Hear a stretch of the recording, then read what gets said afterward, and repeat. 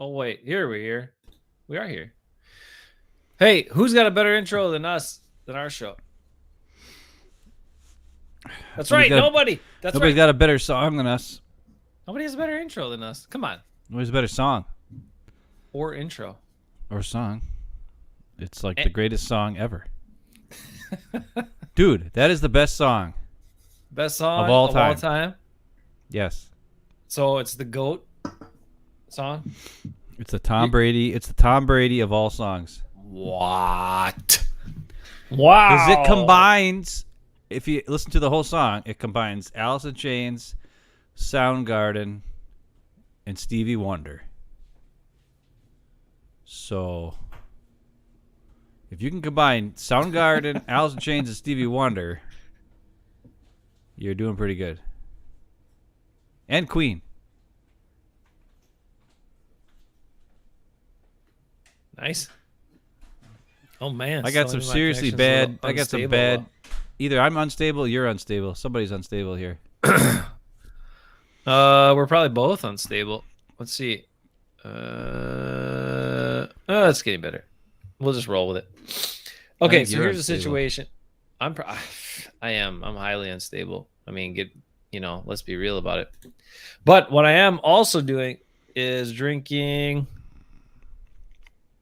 Gold from Delta Beer Lab, Golden Ale from Delta Beer Lab tonight.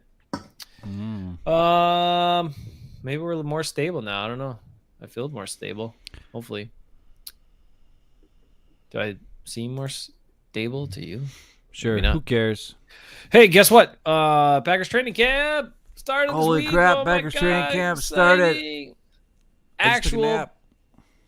Actual players required to be in Green Bay, so everyone had to show up, or they lose money or whatnot. So even Aaron Rodgers was there. Aaron Rodgers is there, and he had to make a entrance? Come on, man, for real.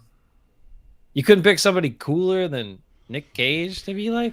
He said that that's could quite possibly be his favorite actor of all time. And last year that says a lot. At Halloween, when it was Keanu Reeves, he said that maybe it was almost his favorite actor of all time. So that goes to show he knows nothing about who's a good actor. Because Keanu Reeves is Keanu Reeves in every movie, so that's not even acting. That's just him being himself. And Nicolas Cage is crazy.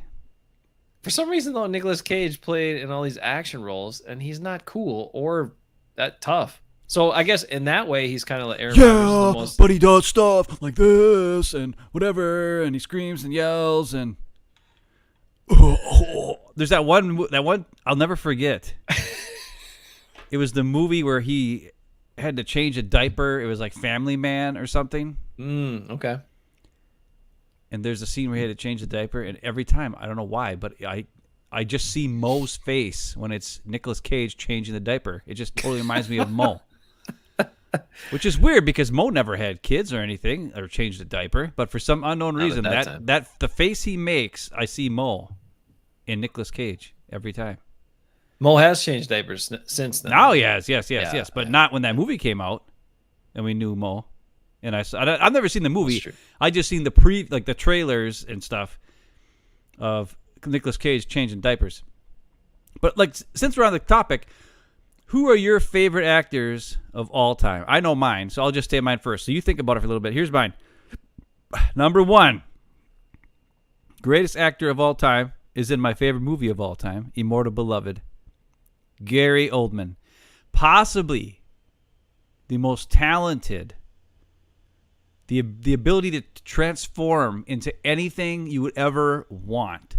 The guy's played everything from Winston Churchill to Dracula to, Sid Vicious to Beethoven. I mean, he's done everything, and seamless. Like it's just perfect. He just embodies the character every time. Number 1 actor of all time. Number 2, Anthony Hopkins. And I haven't even seen the freaky movies he's in. Like, I don't even watch the scary ones, like Hannibal and all that. I know this is a Packer podcast. I know. I'll make it fast. But I've seen him in a bunch of other movies. One of my other all-time favorite movies of all time called Instinct. He is amazing in that, but he's also amazing in, like, everything. I mean, he's in a bunch of stuff. I mean, he plays anybody who's a big Marvel fan. He plays Odin, Thor's dad. Mm. And that scene where Thor comes back after he has to go to the Frost Giant land and save their butts, and brings it back, and he's like, "Hurrah!" And he's like, "You are not worthy," and all this. He starts yelling at him and doing all this crazy stuff. And then there's one part where Tom Hiddleston is like, "But father," and then he just looks at him and goes, "Ah!" and Tom Hiddleston looks like he's just going to take a dump in his pants. And it's amazing. And then my number 3 favorite actor of all time is Val Kilmer. Just because he just does awesome stuff. It's a shame, he had the cancer and all that stuff in his throat. Now he can't really do anything. I guess he had like a scene or something in the new Maverick movie. I haven't seen the new Maverick movie, but I loved him and everything he's ever in. And my favorite, and not my favorite movie, but one of my favorite parts that he does is in the movie The Saint. He plays this dude who like puts on disguises and stuff. And he plays one character, but that character has like 9 different accents. Like he pretends to be 9 different people in the movie, and he's perfect at it. So those 3 guys, Gary Oldman number 1, Anthony Hopkins number 2, and Val Kilmer number 3. Though a strong, I think tied for number 3, I have to say this too, is Christian Bale, who of course is awesome as well. Christian Bale is like the man in everything he's ever in. And a huge jerk, but it's a huge. I think he's softened since everybody says he's all mad, got all cranky and whatever. Yeah. But I don't know if you've ever seen Ford versus Ferrari. I've not seen that one. It's a cool, awesome movie. He is awesome in it. And the other part that's awesome is he gets to go, he acts up against Matt Damon. So it just proves how crappy Matt Damon is and how really awesome Christian Bale is. So who are your top 3 actors of all time? Or actresses? I mean, if there's an actress that you think is awesome. And I mean, I'm sure there's a lot of great actresses too. It's just they don't make my top list at this point. Fair enough. I just have to, one light bulb that went off for me there when you were talking about Maverick was that if Aaron Rodgers doesn't retire this year, next year he'll come back as a Tom Cruise character, because Tom Cruise also is not cool and he's short like Aaron Rodgers. So that'd be a great fit. So he goes from Keanu, he's going like down the ladder here. Keanu, Nick Cage, and all the way down to Tom Cruise by next season if he comes back. No, it'd have to be somebody with long hair. That wouldn't work. No, he'll cut his hair by then. No, maybe it'll be long enough he could play Mad Morgan. He could be Mad Morgan. Who Val Kilmer plays in Willow. His hair will be so long. By next year he'll do that. He'll dress up. I think he's gonna cut his hair. Sword and stuff. He'll cut his hair by next year. Didn't Tom Cruise have long hair in one movie and look terrible? Samurai, right? Last Samurai. Well, it's not super. It's not super long, but yeah, Last Samurai. That's actually I'm not a huge Tom Cruise guy, to be quite honest. Neither, but that one he was pretty good. But the story was good. The story's good. He's actually really good in that movie. And usually I think Tom Cruise is an overactor. He overacts everything, and he does in the beginning of that movie where he's like drunk and he just overacts really bad. Yeah. But after the initial like 10 to 15, 20 minutes of that movie, Tom Cruise is really, really good in that movie. But that's the point. Maybe he took direction from a guy like Tom Clement, and it made him better. I don't know, maybe. Anyway, okay, actors that I think are awesome not a guy like Tom Clements, not Tom Clement. I'm making parallels between Tom Cruise and Aaron Rodgers. When Tom Cruise, maybe he didn't take direction in any of the other movies he was in, he acted like garbage. That movie, maybe he took direction from somebody and then acted better. Aaron Rodgers, maybe if he takes direction from Tom Clements, will be better this year. We'll see. Anyway, all right, so actors and people that act. I gotta say, one of my faves of all time is Robin Williams. Dude was ridiculous. Yeah. Was insane. He could do anything. And like some of his serious roles, he was, oh my god, like, yeah, he kicked your butt, dude. That guy was amazing. And dealing with all the stuff he dealt with all the time, how troubled he was is like, damn, that's I don't know. That guy I thought was incredible. He was good. Another guy I think is who's maybe a little off the radar. I don't remember the actor's name, but you'll know it. He was in National Treasure. He's also Boromir in Lord of the Rings. What's Sean Bean. Sean Bean. There you go. He dies and everything, though. That's his thing. Every role he ever has, he dies in the movie. Maybe that's why I think he's so good. Because if you can die well, you got my respect, 100%. I can never die well. You know, dying is the hardest to believe. Like when somebody dies. You didn't get to see it when I was a junior and I did one act play. When I was a senior and I was the lead in one act. And it was a small cast because it was Algoma. People weren't going out for stuff as much and blah blah blah. I had to die at the end of the play, and I was terrible at dying. It was terrible. I was supposed to do this scene where I was like getting all having this heart attack at the end of the play, and I was like supposed to be, and it was awful. I did some sort of like really awkward spin, and then I fell down, and it was terrible. It was terrible. So ever since then, anybody that dies well in a movie, you have my utmost respect. Well, I can't believe that. Ho. I can't believe that you don't remember. In college. Well, I know you died. I died in your play. Died well, yeah, you died. That's what I'm saying. I died terrible, and that was my number 3 was you. So number 3 is me. Yeah, okay. Screw you. But I did die, and I did die great the first time. I died so well the first time, I stayed dead. The play ended, the lights came back on, and I was like, that went so well. I'm just gonna lay here on stage, and it was a weird stage because it was like at the very bottom. It was like a weird kind of in the middle. And then there were seats all around, like amphitheater, and then the stage was like right in the middle. Yeah. So I had to lay there, and I thought it'd be cool to lay there. And then I didn't realize that, some people be in there for 20 minutes talking. And I'm like, dang, I wish these people would leave so I could get up already. I just laid there for like 20 minutes, being dead. I guess. Hey, I guess we gotta talk football now. Packers. Oh yeah, I'm sorry. All right, David's here. David, how you doing? My advice to 12: run the damn offense and run the damn ball. How's that, David? How you like them apples, Aaron Rodgers? Whoa! And there's other moves. And since Rick is in the house, let's ask Rick.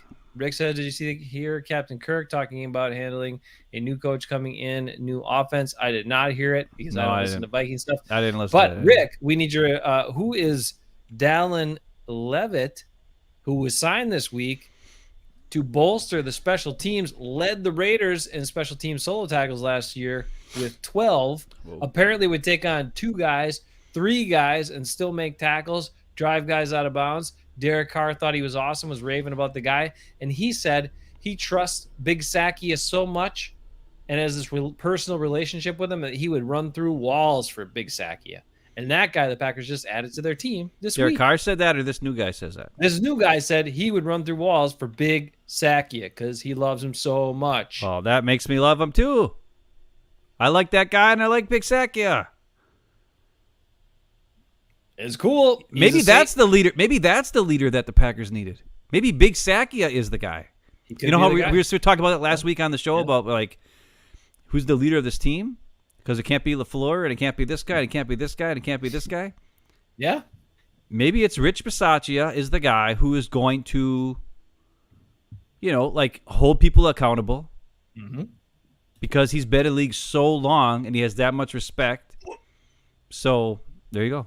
Rick doesn't remember. He led your team in special teams tackles. He was the special teams demon on your team. Yeah, but Rick's not like he's watching every game. He doesn't have Game Pass, or he doesn't have NFL Sunday ticket to watch all the Raiders. What do you do, Rick? You just watch the quarterback and the highlights? And just the quarterback and the receivers? Come on, man. I know you. That guy he came out, thought he was really something. He said he's the kind of guy that you don't notice or think about, and then you watch the tape and you're like, whoa, who's that? He said that about himself back in 2019. And he started off at one college, ended up at Utah State for the last couple of seasons. And he's not terribly fast. He was like a 4.5 something, 4.53, 4.56 in the 40. He's around 200 pounds, 5'10", around 200 pounds. But guy wants to bust his butt, and we need people that'll tackle and play well on special teams. And it's always better, in my opinion, it's always better to have safeties and defensive backs as your gunners instead of wide receivers as your gunners. Yeah, no kidding. Because wide receivers don't know how to freaking tackle, dude. Come on. Yeah. They also don't actually have the agility sometimes to adjust, and they're not used to tackling in the open field, which is what that is. Usually it's you one-on-one with a guy. And receivers usually don't have the greatest hips to turn and spin and move anyway. Like little guys do, but not the bigger guys. But I don't know. I mean, the thing that scares me is this. It seems as if we have designated players that we drafted and signed that are special teams aces, at least 3 or 4. It would seem to happen here. Mm-hmm. And for you to keep those guys on your roster, as well as keep Aaron Rodgers' favorite guys, who he mentioned them all the other day in his press conference again. He talked about, we'll see in this guy and this guy, Mercedes and Cobby and this guy, and all these old guys who are useless. Did I say that? Taking up roster spots. That's eating up. Like, you got no backups then. Like, all your actually guys who can play a backup position don't exist. If you've got 5 guys who are Aaron Rodgers' buddies on the team, and they're only on the team because they're Aaron Rodgers' buddies, and then you've got 4 guys who are on the team because they're special teams aces, but they're not great at playing defense or offense, that's 9 positions, okay, out of 53 that take up spots. And if you have an injury or whatever, and you know what I'm saying? It's just a weird, I don't know. It's going to be interesting to see how this roster shakes up by the time, they get to the first game of the year. But it's concerning to me. But at least hopefully our special teams will be better. So that's good. But then will the rest of our team suffer then if somebody goes down with injury? I mean, we're already really top heavy on defense the way it is. Or if somebody goes down, we're screwed. What's this? Here's the guy. He's the guy. He's the guy right here. Is he wearing Travis Jervey's number with the pack? He's wearing number 6 with the pack. Safety, Dallin Levitt. So that's right. Those guys get to pick their single digits and stuff. He played a bunch of snaps. He played some, he ended up starting a handful of games but the big thing is he made a huge difference on specials. So I don't know if he can work his way into the safety rotation or not, but that's the guy, man. That's the guy right there. Now, here's the question, Ben. Here's the ultimate question. Because David said run the damn offense. How about can the Packers, if they have outstanding special teams, the defense you would think was so good last year. They're not going to have outstanding special teams. They might. I mean, you can't go from aside from the kicking, the worst special teams in the history of all time to outstanding special teams in one season. We got a new coach, Big Zach. You can whip him in. Yeah. No, you can't do it in one season. You could go from the worst special teams of all time to just don't cost us the game special teams, but they can't be outstanding. So calm down with the outstanding. Okay, I disagree. Continue. I think they can. I think Big Sakia and the new acquisitions, they can be. I think they can be. Now, I'm not saying they're going to have a great return game, but you don't get to return most kicks anyway, unless you're going against the Packers. Then you get to return 90% of the kicks. Because they've been talking about that too. A lot. What's that? I've heard a lot of people talking about that Packer new podcast. I don't know if it was the big. Scoop me up. What is it? Andy Herman. I think it was the Power. It wasn't Andy Herman. He never says anything bad about Cosby, but it was Power Sweep guy. Power Sweep. Yeah. What's his name? He does a good job. Power Sweep guy. Check him out. Packers. The Power Sweep. What do you say? What's his thing called? It's like Blue 58. Blue 58. Yeah, Blue 58. Because he's after Favre. He was a Favre lover. Yeah, he loves Favre. Yeah. Blue 58. Blue 58. Yeah, what's his name? John Meerdink. John Meerdink. He's a good guy. Really good job. Awesome guy. He lives in like Iowa or something, or Ohio. So he doesn't really live in Wisconsin either. He's kind of like us, poor guy. He only has to go with what he can do with what he hears. But anyways, he was saying that people have been noticing that or maybe it was Andy Herman. Well, whatever. That the kickoff, Mason Crosby can't kick it as far. And to kick it as far as he has been kicking it, it's more of a line drive kick. So it's got way less hang time. And it doesn't even get to the actual, end zone to be a touchback. So not only is it so bad that everybody gets returns, they get a running start, and our coverage unit doesn't get down there fast enough, and that's why we always have really big kick returns against us. That's the worst. That's like the worst of all things right there. That sounds like a guy who should have retired. And actually, I think it was John Meerding. And then he also said, that O'Donnell, the punter, might be William, better at that. So who knows? No, it's not happening. It's not happening, William. No. We got to get to the NFC Championship game first. By the way, we got to get back there. Yeah. Okay. Anyway, look, I think the special teams could be okay. Well, the point I was trying to make is if the Packers play excellent defense, if their special teams are pretty good, at least the coverage units, and Mason is better at making field goals this year, and they run the ball. Okay, dude, that's if. But those are like pretty simple things. I think there's one guy who could make things not work out. I thought we're not going to talk about him as much anymore. Oh, okay, all right. Let's not talk about him. Let's talk about another guy. Kirk Cousins here. What's Kirk Eric Cousins? say? Rick says that Kirk Cousins said, basically saying you need to trust the coach, run the offense, and let the system work. Of course, that's what he says, because that's what he has to do. That's all he can do. He doesn't have talent to do anything else, so that's what he's going to say. The difference is Rodgers doesn't think like that. What's up, butter? Put some butter on it. So it's a thing where, hey, we have to, see what happens. I'm hoping Tom Clemens will be the guy who can communicate stuff to him and make him see the truth. But he talked about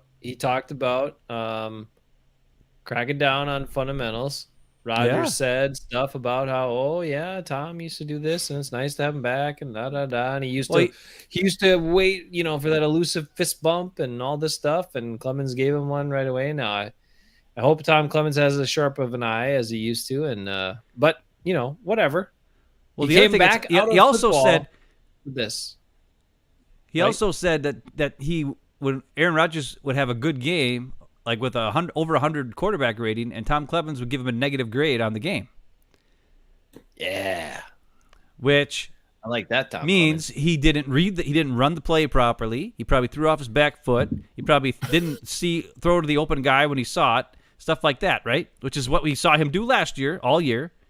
So if Clemens is there to watch things meticulously, and this is the first time Rodgers has had a guy in the quarterback room with him who he actually respects.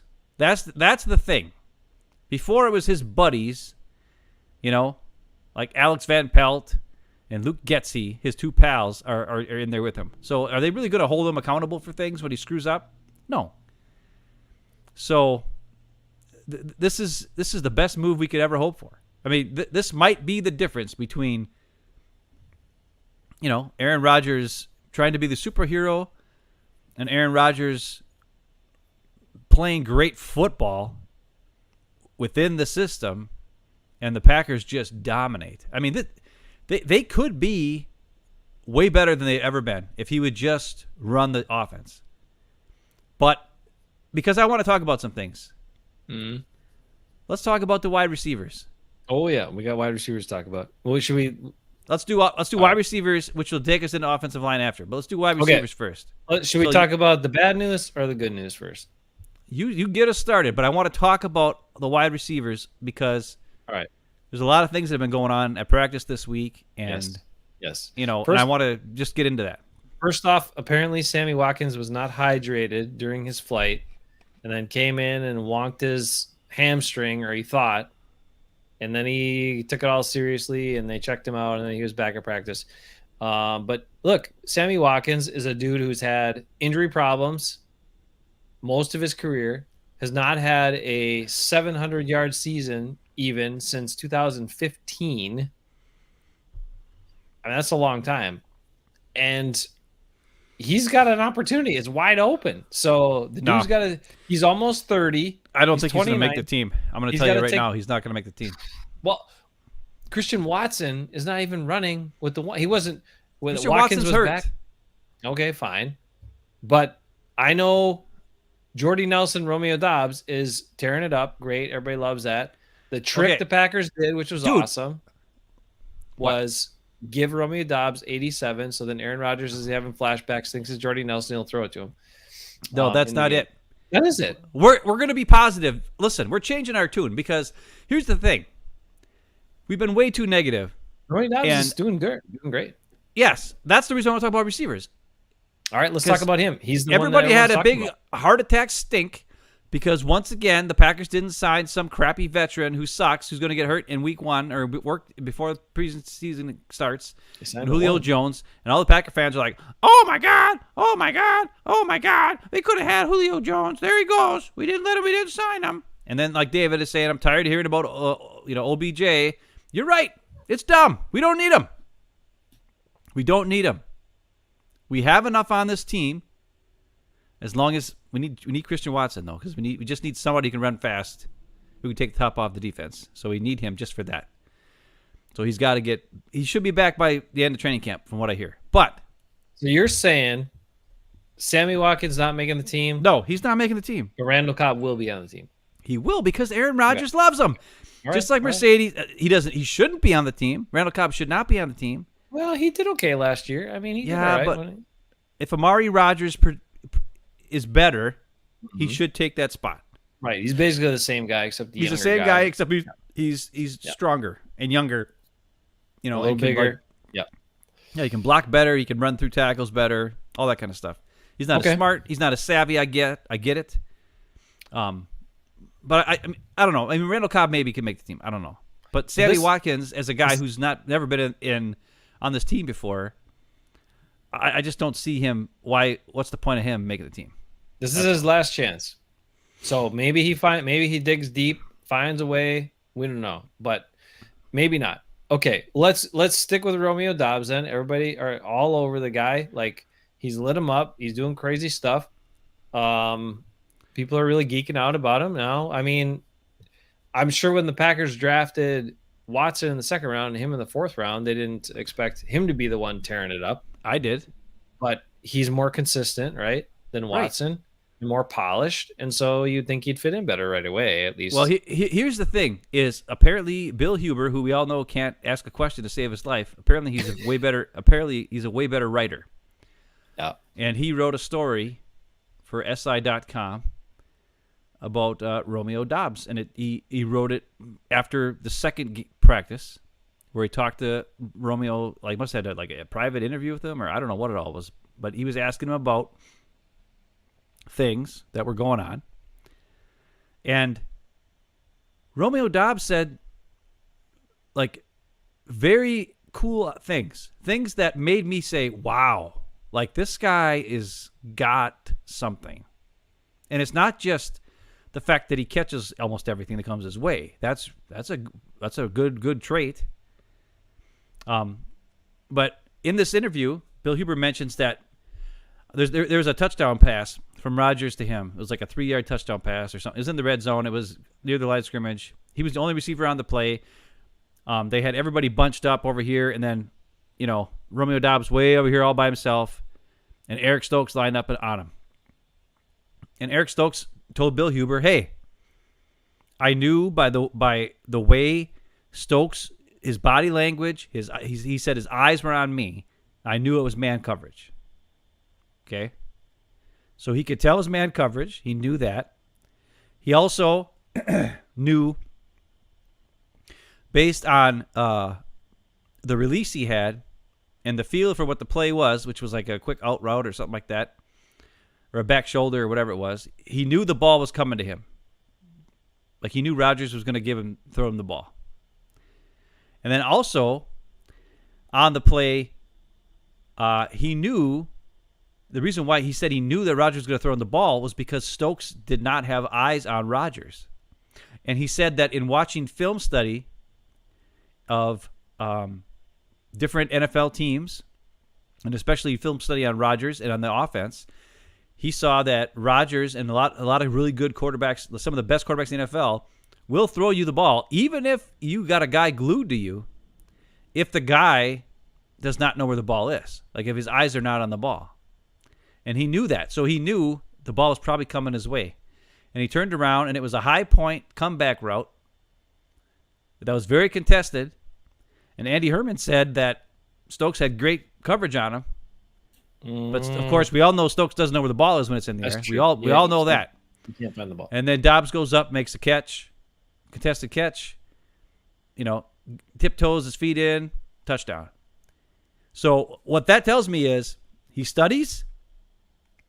He's able to read things on the fly and go through all those things in his head as the play is running and knows what he's doing and what the guy who's covering him is doing. He knew that was man before the play even started based on the way the guy was lined up against him.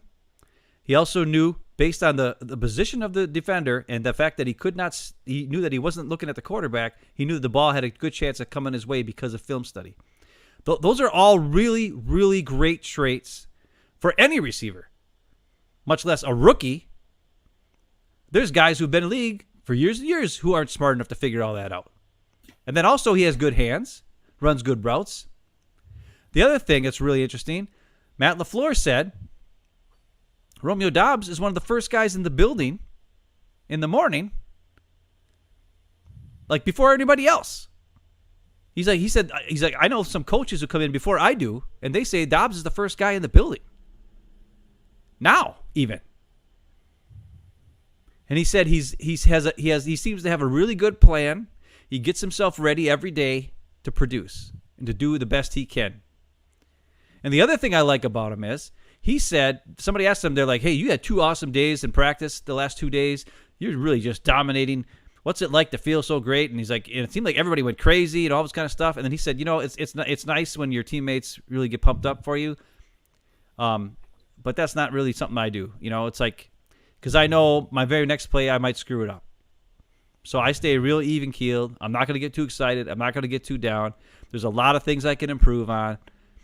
He's like, I can't tell you right now that I didn't have some mental errors today, because I did. And he said, and if I have mental errors, that's not good. But so he's saying all the right things. And I'm just saying right now, I honestly believe this guy is he's going to be the Devontae Adams replacement. I'm not saying they're going to go to him 3 times more than anybody else. He's not going to get 3 times more targets than anybody else on the team. I just think he's going to be on 3rd down when it's time to make a play. I think eventually Rodgers is going to trust him. I really do think that. The other thing about I don't know if you heard any of these interviews or saw any of this stuff, but that's really good stuff. And I'm not trying to put him way up and everybody's going crazy for him and thinking he's amazing and all. I don't think he's amazing. I have no idea. I haven't even seen anything. These are all just things I've heard people say or write about or whatever it is, right? Yeah. But it sounds like a lot of good stuff to me. It sounds way better than Jamon Moore and St. Brown and all these other yahoos who don't know what the hell's going on, who can't keep track of everything.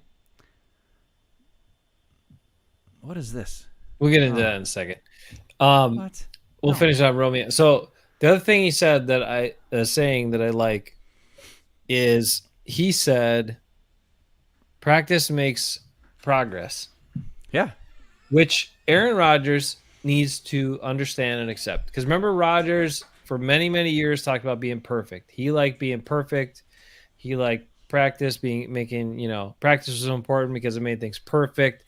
And I know he's a perfectionist. I know all that stuff. Great. But most people, and actually nobody really is ever perfect. Most people can never be perfect.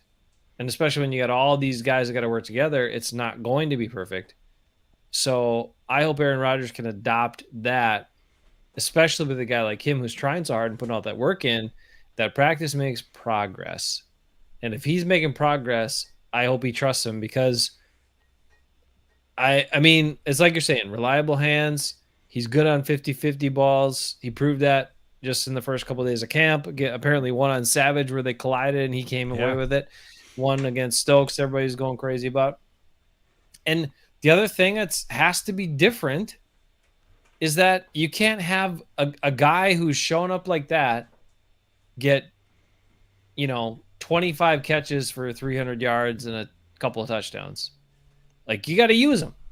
If he shows he can do it, and you got what you got some old guys who are not that impactful, and you got Allen Lazard who you're trying to make into a number one guy. Well, use the kid who's showing he can play.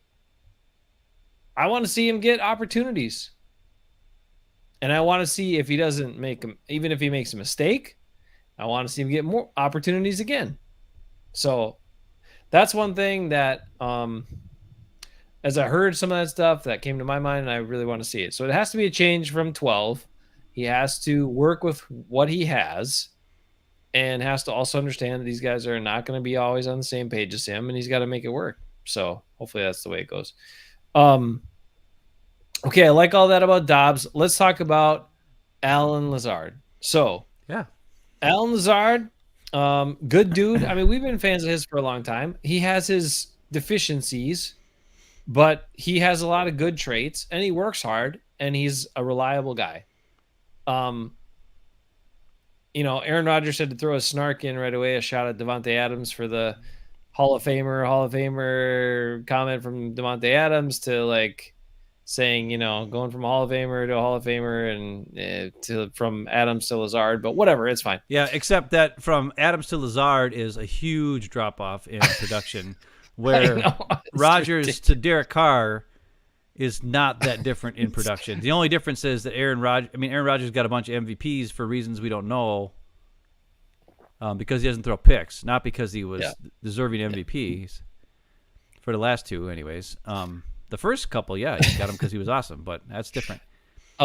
Anyway, so Allen Lazard, they're looking for him to be the guy, and I don't know he's never been that in the pros. Now he was that at Iowa State, but the level of competition was very different. But I mean, I don't know. I would assume most teams wouldn't say like, oh, we're going to bracket him or double cover him. I don't think that's going to happen. But that's good. Right. But Allen Lazard is capable. He has been reliable with his hands for the most part. Like, he doesn't have many drops. And he's gotten better at playing to his size. Remember when he first was playing, I never thought he played like a 6'5" guy. But the last year or so, he got much better at using his size at times. And I think he needs to do that because it's not like his speed's going to get him open sometimes if it's a man-covered situation. And I wouldn't say that his route running is necessarily going to get him open either. So he's got to be able to attack the ball and, when it's tight coverage and go up and get it. And, that he's got to play like a 6'5" guy. I want to see him play like a 6'5" guy. And then I think he could have an impactful year.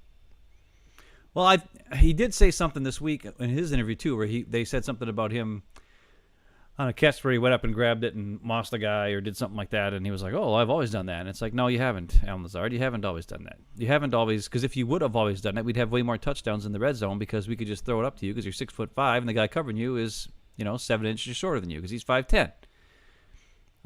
There should be no reason why you can't jump up and grab every single ball because you're way huge and taller than everybody else. And last year he did it a couple times where he mossed a guy or he jumped, he got the ball in the red zone and actually caught it with two hands and came down with it and all that kind of stuff. And the other thing is everybody keeps saying how he's a great run blocker. He's okay and sometimes good, but he's not great. That needs to, but it's way better than Davante Adams because Davante Adams didn't block anybody. So that's as we showed on some plays last week, better than Mercedes Lewis on a bunch of plays. He's better than Mercedes Lewis on blocking too. Yeah, but the thing I do like about Allen Lazard is he's always been a guy who I think he has improved every year for the most part. It'll always go down in history that in the NFC Championship game against the Bucs, he didn't fight through the guy. Yeah, it's true. And because of that, the guy roughed him up and picked off Rodgers. And then the next series, then it was the Kevin King. You bring up Kevin King. It's the Kevin King leaving Scotty Miller, couldn't stick with him, and he opened for the touchdown, a couple plays later, right? And then also on first and goal from the 8-yard line, when Rodgers, instead of handing the ball off, decided to throw the pass to Lazard. Lazard was blocking. He was not expecting the ball to come his way. I don't know if you remember on that play, but Rodgers decided to throw it to Lazard. Him and Lazard were not on the same page. Lazard wasn't even looking for the ball because he was thinking about blocking his guy because he thought it was a running play. So that was another one of those where Rodgers His mind was going somewhere that Lazard's couldn't read his mind, right? So that was a Rodgers screw up for sure, because he should have just ran the damn ball, because probably would have got at least 4 yards with A.J. Dillon run up the gut, because that's what it was. That play was supposed to be run up the gut. But Rodgers decided to throw instead, and Lazard didn't look for the ball. So he had two really terrible screw-ups in the NFC Championship game. That was part of the compounded mess that game was, where the Packers lost, because they kicked the field goal instead of giving Rodgers that fourth chance to get 8 yards, because he was going to do it, even though he couldn't do it on first, second, or third down. But anyways, but those are things that were issues, right? So the goal is, he's a big guy. He's got it, like you said, he's got decent hands. He's proven over the years he's gotten better at using his body for catches and contested catches, shielding off guys. He's got to be tougher and run through contested when guys are bumping him at the line of scrimmage. That should not be an issue for him, but it is. And a lot of it is, as we know from watching film, is when you get to watch the all 22, there's times where you watch Lazard and he gets bumped at line of scrimmage, and he gets start stumbling and bumbling, and it takes him like 3 or 4 steps to get his feet back underneath him. So when that happens, the whole play's done. Like his route's over. Like it's not about route running at that point. And if people see that on tape, they'll keep doing that. They'll keep bumping him. And if he gets a little bit off because he's not very agile, he gets off balance and he's pretty much done. Like the play's over, because whatever route he's supposed to run doesn't happen anymore. And it's kind of like Randall Cobb. I hate to say it, but Randall Cobb gets beat. When he gets hit and beat, it takes him off the route, and it screws up the route combinations. Same type of thing. But that's because Randall Cobb's so small. Lazard gets beat up and all that kind of stuff because he doesn't have the agility and he doesn't use his strength of his body to fight through it. So hopefully this year, he's been lifting weights. Apparently he's a little bit bigger. He can fight through it more. But he might be going up against number 1 corners more often, which could be a bigger issue in that as well. But the thing that I just wanted to say, the reason why I want to talk about the receivers is when Christian Watson comes back, I believe we have the ingredients to be successful in the passing game with these receivers.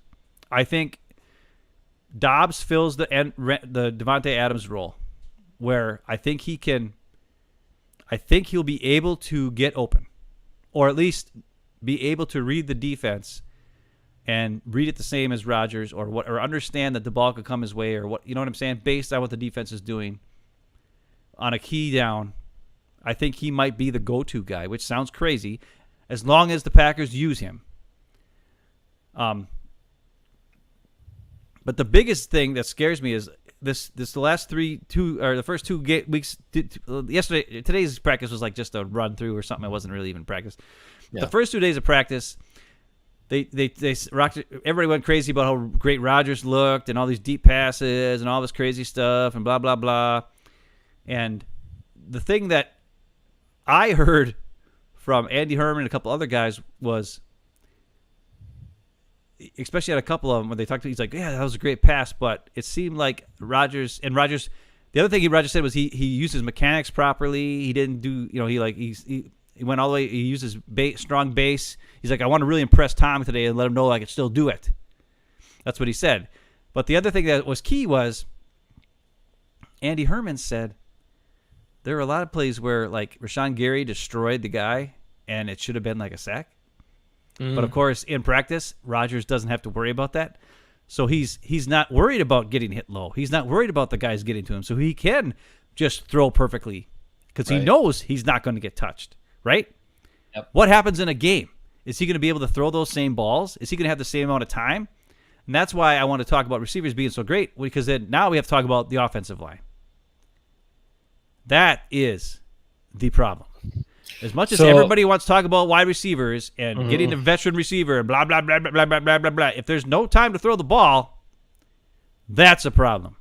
Which brings us to the biggest elephant in the room, the Bakhtiari elephant. Well, he said, let's just go back to what he said this week. He knows everyone wants to put a timetable on it, but he has no timetable. No timetable. He 577 days or however long it's been. That's hey, that's not no timetable. He had that additional surgery, and now his knee feels normal. It's just a matter of having it feel normal after he does football stuff. And these are what David Bakhtiari said. And he knows everybody wants to put a timetable on it, but he's not. He's just taking it day by day, and going to see how everything goes. So let's just think about this from a money perspective. He signed the big contract extension, and then what was it, like a month after that he got hurt? Yep, roughly. Yeah, and he's played 29 snaps since then, and now he's a big question mark leading into the season. You also have Jenkins down for who knows how long. Yep. And okay. Let's finish on Bakhtiari, and then I have a really confusing question about what Brian Gutekunst said this week. But one quick thing before we go there is that you want me to spin and lose my snark, and you want me to be positive. No. Well, you know what? Just listen. But listen, the world gets a big middle finger from me because freaking LP breaks his thumb in stupid Bears practice, and now he's injured and has to have surgery on his thumb. Oh, really? Which is a bunch of crap. Because that guy finally got a chance to be, you're our starting guy, you're a center. Which thumb? I believe it's his snapping thumb, I believe. Well, that's not good. Now, the good part is it happened so early, they're projecting that he should be back for the opener, but he's going to miss all of this time working with the guys. Now, I know he'll be there, and he'll do everything he can, and like mentally, and he'll be talking to them and get everybody on the same page, but it's still like, you know what? If there's some cosmic force or whatever, I got a problem with you, cosmic force, because that guy is an awesome dude. Finally got a shot where a team wasn't trying to look to replace him all the damn time, and he freaking breaks his thumb in like the second practice, or it's bullshit. Sorry. No other word for it. Sorry, Mom. All right. Now we can, anyway, so that's why I'm a little pissed off tonight. Well, get over it. And if that's a Bears crap, who cares? It's over. It's done. We'll talk Luke about... Patrick's a great guy, but we're talking about the Packers and actors in Hollywood. So Bakhtiari, his big absence leads to the starting, or there's still a whole bunch of question marks in the line. They're shuffling. They're trying guys out. They're moving guys around. They're dabbling and dibbling and throwing, oh, maybe this guy will be. And Royce kick inside, and Royce play right tackle. And, oh, now we'll do this guy at left tackle, and Yash come over to play right tackle, and pop. No, Yash, work at left tackle, because you were good at left tackle last year. Let him work at left tackle. He's got the tools, the physical abilities. He's shown you he can play there and handle guys like Nick Bosa, who are supposedly the best guys in the league. So let him freaking play left tackle. And I don't understand. Brian Gutekunst came in front of the microphones this week, talked about how good Yash was and how they feel good about him being in there. But you didn't try to sign him for a longer than the stupid 1-year contract again. The 1-year restricted free agent contract, which is the last time you can do it, even though you knew the situation with Bakhtiari, even though you knew Yash, how he played last year. And he's still like mid-20s, right? Like, yeah, but they could still work on. They could still work on an extension this season. The thing I think what they had to do. Yash, would you sign it? If he gets to play this year, I wouldn't sign it. I'd let the year play out and be like, you know what? I can make a hell of a lot more money than you guys are going to offer me right now, because you're in trouble and I'm going to get to play again. Anyway, I think it was a big mistake by the general manager and the Packers front office. Big miss. And I think that one's going to hurt, but at least they have him to play this year. So there you go. Well, what else you got on O-line? How are you feeling? Well, Bakhtiari seemed very positive. Yeah, but he's got no pressure on him. Like, he signed a big contract. He's on the team. He gets all the money. He can just hang out and rehab and work with Dr. McKenzie and not have to worry about playing football. And when he's ready to come back, he's going to come back. When he's ready to come back, he'll be back, Ben. That's what he said. How about when it's a game that matters, get your ass in there. Play. Well, they asked him if he felt like he was pressured to come back and play against Detroit, and then he's like, listen, I know what you're trying to do. I'm not going there. Because Rodgers was the one who was trying to get him to play, to come back for the playoffs. And I think the Packers wanted to see him in the game before they would put him in there. And that's why they were like, well, you got to play against the Detroit before we will even think about putting you in in the playoffs. So a lot of people are thinking that Rodgers pressured him into coming and playing when he felt like he wasn't ready to play or whatever. I don't know. Weird. I mean, they made the whole big comeback video and like all this big announcement. David Bakhtiari's back and blah blah blah. Like I don't know. Listen. They're trying to pump up the fans. Knees are tricky, and that sucks. Okay, because the guy's been very good for a very long time. And knees are crap. When you got a problem with a knee, it can take a long time to come back, and sometimes you're never the same. Now, at offensive lineman, at least you don't have to worry about your speed too much and running too much and stuff like that, so that helps. But you got to have structurally, it's got to be sound, and we'll hold up to a lot of pressure because you're going to have to hold back big guys, right, in your pass blocking and other stuff. So, it's just the timing is really unfortunate. I don't like. I don't know. To me, it feels like he's not, and I'm sure he's been working hard, whatever. But I don't know. The optics aren't great because the guy shows up, says what he says this time, goes to Bucks games and chugs beers. Like, it just doesn't look like he is all that broken up about it or cares as much about it. And maybe he really does. I don't know. But it just doesn't look great to me or to, I think, the public when you put all the pieces together that you've seen publicly from David Bakhtiari. And this is the situation. We're still waiting. I'm not going to go into somebody's head. I don't know what they think or what they're doing, except for Rodgers. I'll go to his because he's crazy. But Bakhtiari, I don't know. I mean, he seems like a legit guy to me for most of the time. He's a guy he wasn't handed everything, right? We watched him be drafted in the 4th round. We watched him work to be good. We watched him have to come in because Blaga got hurt, and then he never gave the spot back to him because he just worked his butt off, and he was so good. So we've seen him do it. He talked about that in his press conference. Like, I already been through the grind once, and this comeback is kind of like that. I've been through that. That was even harder than what this is. This is harder mentally, or that was harder physically, but right now, it's the physical that I have to get over and then be able to adjust to it. And he said it's his nightmare or whatever. He's like, outside of his life has been great. He just got married. I don't know if he wanted everybody to know because Rodgers went and spilled the beans that his wife is pregnant. And then all the reporters are like, oh, we found out your wife's pregnant. And he's like, oh, yeah, well, thanks from Rodgers for telling everybody that. I didn't, need everybody to know that, but okay, whatever. Because, Rodgers, because they're best buddies. Because, him and Rodgers, because Aaron Rodgers, he's the best buddies. Him and Pat McAfee are they were best buddies after only meeting on the air one time, right? Because Rodgers doesn't know what a friend is, I don't think. But we're not getting into that. Anyways. Right. But the Bakhtiari thing is what it is.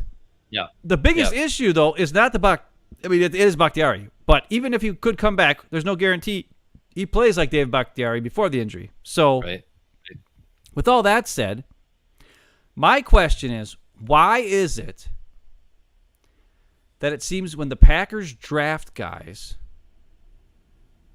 it's very seldom that they get to, they draft them with the intent of playing right away. Now, last year Royce had to play because Lucas Patrick got hurt. And the week 1 he had because he was Lucas started left guard in the first game. He played terrible the first game at left guard. Well, he got a concussion. And that's why they took him out. We didn't know that at the time. It wasn't until later we found out they had a concussion. And then they moved Runyon Bunyan from right guard to left guard, and then they put Royce in there, and then that was the end of that for a couple of weeks for Lucas because he had a concussion. And then they didn't bring him in for a while. And then he came after Newman got hurt. Then he got to play again. Not Newman, Myers. Yeah. But and then Myers, of course, was drafted in the second round, so he's playing. But when they put Jake Hansen out there at right guard and Royce at right tackle, that's scary. And then the next day, they put Zach Tom, a left tackle, right? 6'2", 285-pound left tackle. You might as well put Mercedes Lewis out there at left tackle then. Because he's best blocking tight end in the NFL. Apparently, he blocks like a tackle out there. We busted that myth last week. But why can't... Where's Sean Ryan? Now, I know Zach Tom is a rookie, and I know he's super smart, right? Like, I get it. He's super smart, and he is. He's smart enough to play he played center, he played left tackle. He's got very good technical skills and all that stuff, right? But sometimes you just get blown off the ball because you're just too small. And he's a little on the light side. And he's going to need help if he's out there. Like, the teams will attack him, especially going up against the best guys. Because apparently Rashawn Gary just schooled his butt over and over again. The other thing is, when they put Royce at right tackle, they said that one of the plays that Rodgers had where he threw it deep probably wouldn't have happened because Gary just destroyed Royce with a bull rush right at the gut, or right at him, and right into Rodgers' back. But they couldn't, he couldn't get there. He had to let up and not do his full force to get to the quarterback. Right. And I thought, well, that's odd, because you'd think a guy who was playing guard all last year would be able to hold up against the bull rush, right? Mm-hmm. Because if he can't hold up against a bull rush on the outside, how the hell is he going to hold up against a bull rush on the inside? Usually that's what you're going to see, because there's less space there. So guys have to go through you instead of around you. So apparently not only can Royce not block inside on running plays because he's not strong enough, he also can't block on the outside at right guard because he's not strong enough on bull rush, on pass rushes. At right tackle, you mean, yeah. At right tackle.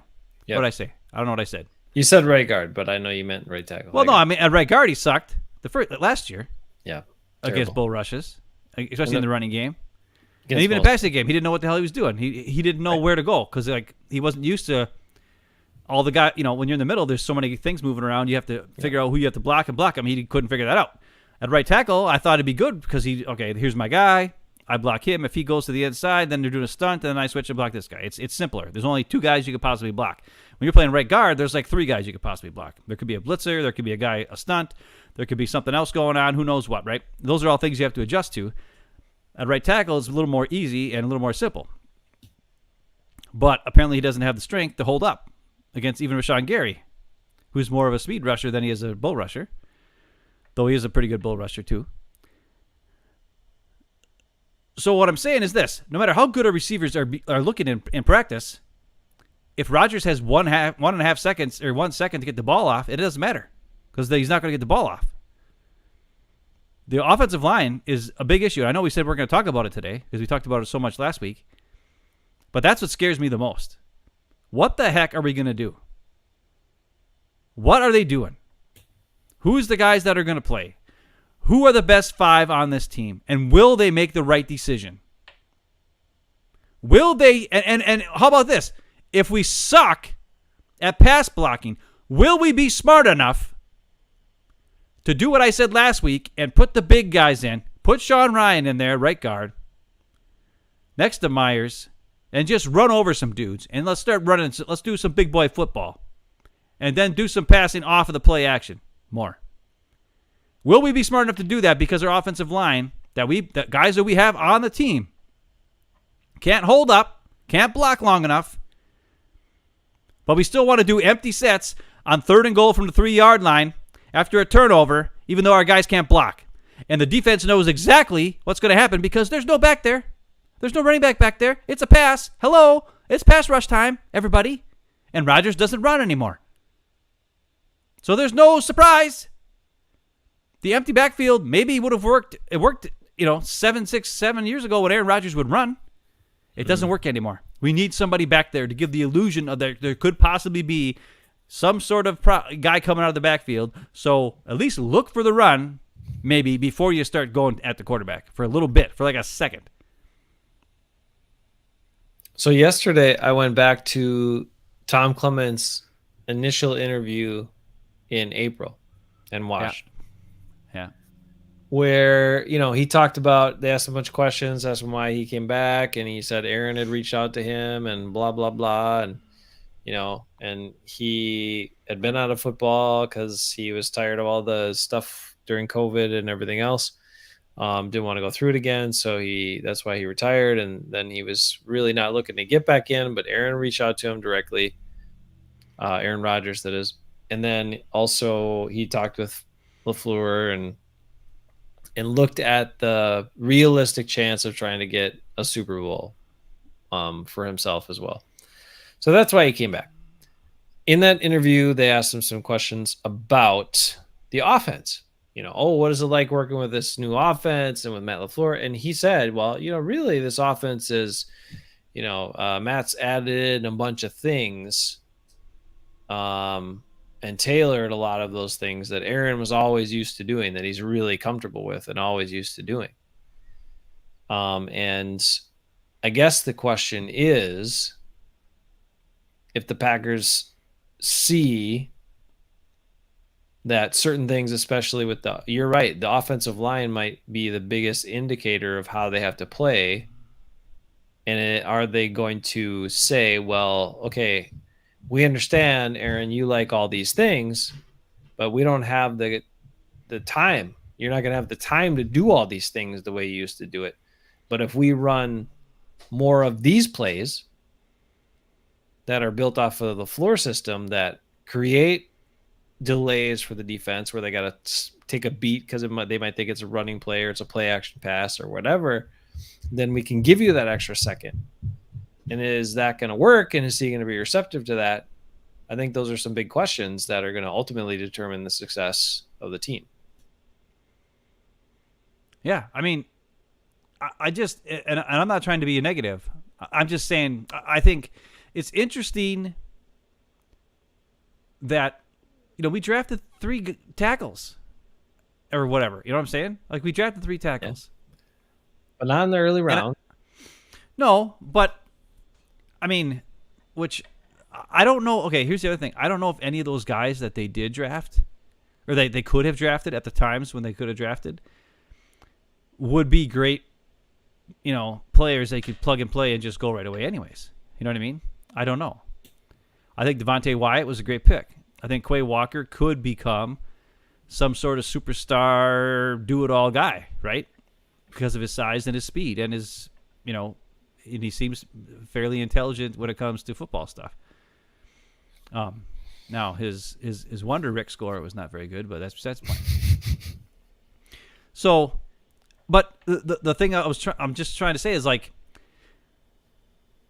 you have to, like, somehow Matt LaFleur has 13 wins in his first 3 years, and I don't know how much of that is because he's a great coach, or is it because you have a great quarterback with a great, couple good running backs, and you're able to not screw things up. Your quarterback doesn't make mistakes, and your defense is able to once in a while make a play in the regular season, and you're going up against inferior competition, and maybe you're getting a couple calls here and there that other teams don't get because they're the Packers. And let's be honest, the Packers get some calls other teams don't get. Watch a Lions game once. It's pretty sad. And they won a bunch of close games. A lot of those were close wins. I mean, it's funny. Like, I watched a couple Lions games that had nothing to do with the Packers or anything. Like, nothing. It was just the Lions against somebody, whatever. Especially Lions against, like, a good team. It's amazing how when the Lions are moving the ball, there's all of a sudden a holding call that just destroys their drive. It's crazy. And, you can call holding on just about every play. Yeah. But the Lions would get it more than any. I mean, they get it a lot. And how many times do the Packers get a holding call that destroys their whole drive? It happens. But not always. And I'm not saying, and I'm not saying the Packers are, like, getting away with stuff or whatever, getting beneficial calls, but sometimes they get no calls on things. We showed the play, just because I watched it a couple weeks ago, our show after the playoff game against 49ers, where the only touchdown we scored, Billy Turner had hands to the face on the defensive guy he was blocking in his face mask. That should have been hands to the face, which would have called the play back. It wasn't called. Now, maybe nobody saw it. I don't know. But it was clear as day on the film, and he's playing left tackle, so it's like, the officials should be able to see that over there, whoever's watching for that sort of thing. And they normally call that stuff on offensive linemen, especially at left tackle, because there's nowhere to hide because you're right on the end. And it was his freaking right or his left hand in the guy's face, so I mean it was the one to the outside, but wasn't called.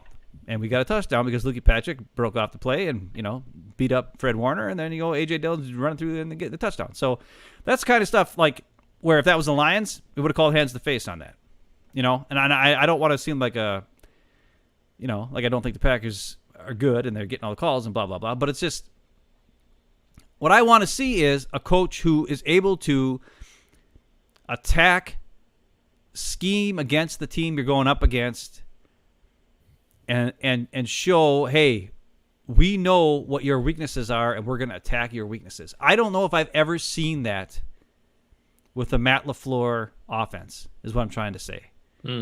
It seems like they just kind of run the thing, or Rodgers does his own thing, or whatever it is, and it just kind of works, or they're just kind of efficient enough to just get ahead and make plays and do whatever, or they get blown out, right? Like when the Packers lose, when LaFleur loses, they lose bad, and when they win, a lot of times it's barely scraping by.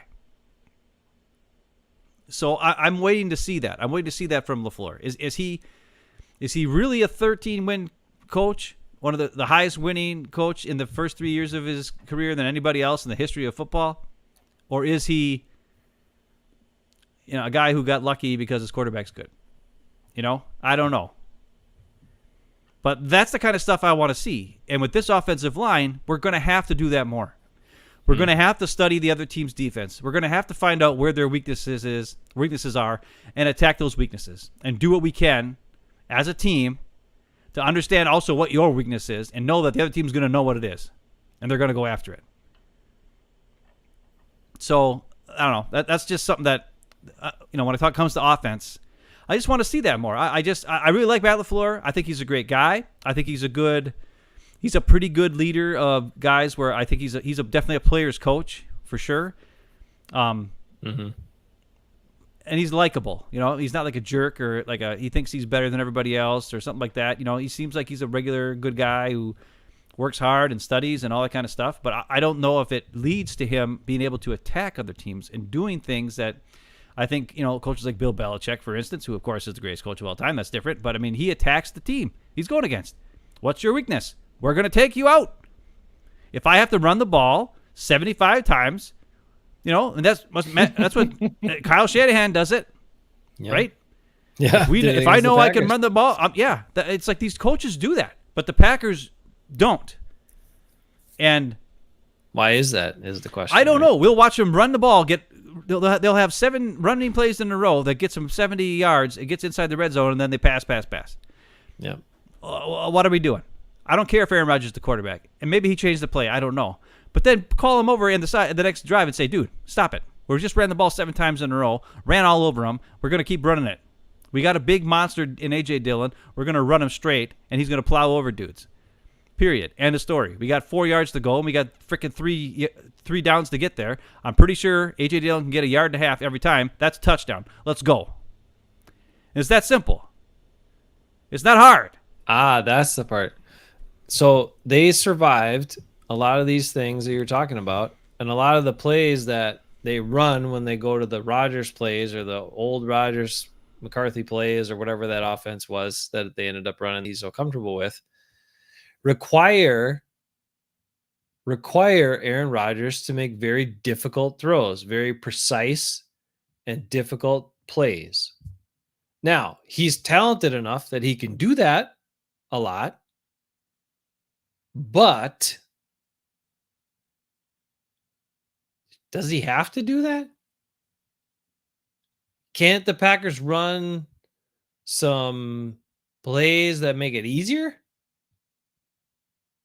Other teams do that. I see it, and I see it from this type of offense that's based off of what LaFleur has built his offense on before the other plays were incorporated into that offense. So the base offense of LaFleur's playbook, if we ran more of those plays, wouldn't they allow guys to be like wide open over the middle sometimes, where it can be an easy throw? It doesn't have to be this magical, perfectly placed ball over an outstretched guy's fingertip to the sideline, so only your guy can catch it, and he makes some miraculous catch and then goes out of bounds. That it doesn't have to be that way. Do we have to throw these fades and like sneak it in the back corner of the end zone and everybody get their toes down? Like it can be easier. And won't those plays score the points just the same? They will. So we've said it for a long time.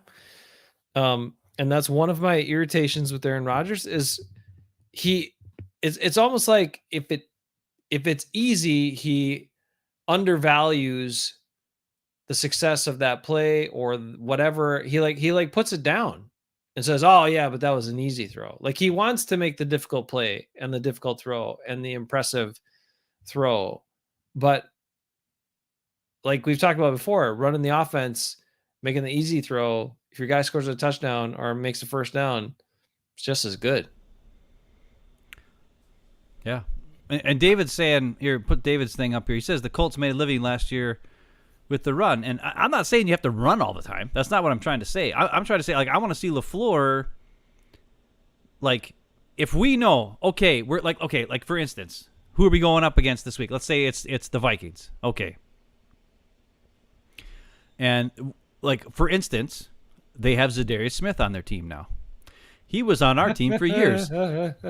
We happen to know that he likes to run at the quarterback, right? We watch him very often try to beat the guy in front of him. He doesn't always know where the ball is. He doesn't always run. His run discipline is not very good. So a really good play against the Vikings, if Zadarius Smith is in there, is to run a delayed handoff, on 3rd and long every now and again to Zadarius Smith's side. That would probably work. And if Zadarius Smith's lined up over here and you have a delayed handoff set to run over this way, then reverse the play. Like change the formation, change the idea, and attack that particular player who you know his tendency is to, do that problem, right? Do it. That's the kind of stuff I'm talking about. Or if it's a passing play, and we're going against the Vikings, we know their corners are not the best in the world, right? You've had a lot of issues with cornerback, being able to cover, And so maybe we run some sort of route concepts that force them to make a decision, which will allow you to attack a certain part of the field. But stay away from the middle of the field because we know, hey, Harrison Smith, Eric Kendricks, we don't want to mess with those guys. I always go back to that one game against the Ravens. I can't remember what year it was, 2011, 2012. I can't remember exactly what year it was. It was like week 5 or 6 against the Ravens. And the Ravens had, Ray Lewis, right? One of the greatest middle linebackers of all time. And Aaron Rodgers only threw the ball to the outside. Like the entire game. The Packers kept throwing it outside, outside, outside. Greg Jennings and Jordy Nelson, outside, outside. Never once threw it over the middle. Never once ran up the middle. And after the game, and they won. They kicked the crap out of him. And after the game, Ray Lewis is like, I've never had a game like this before. Because he had like no tackles.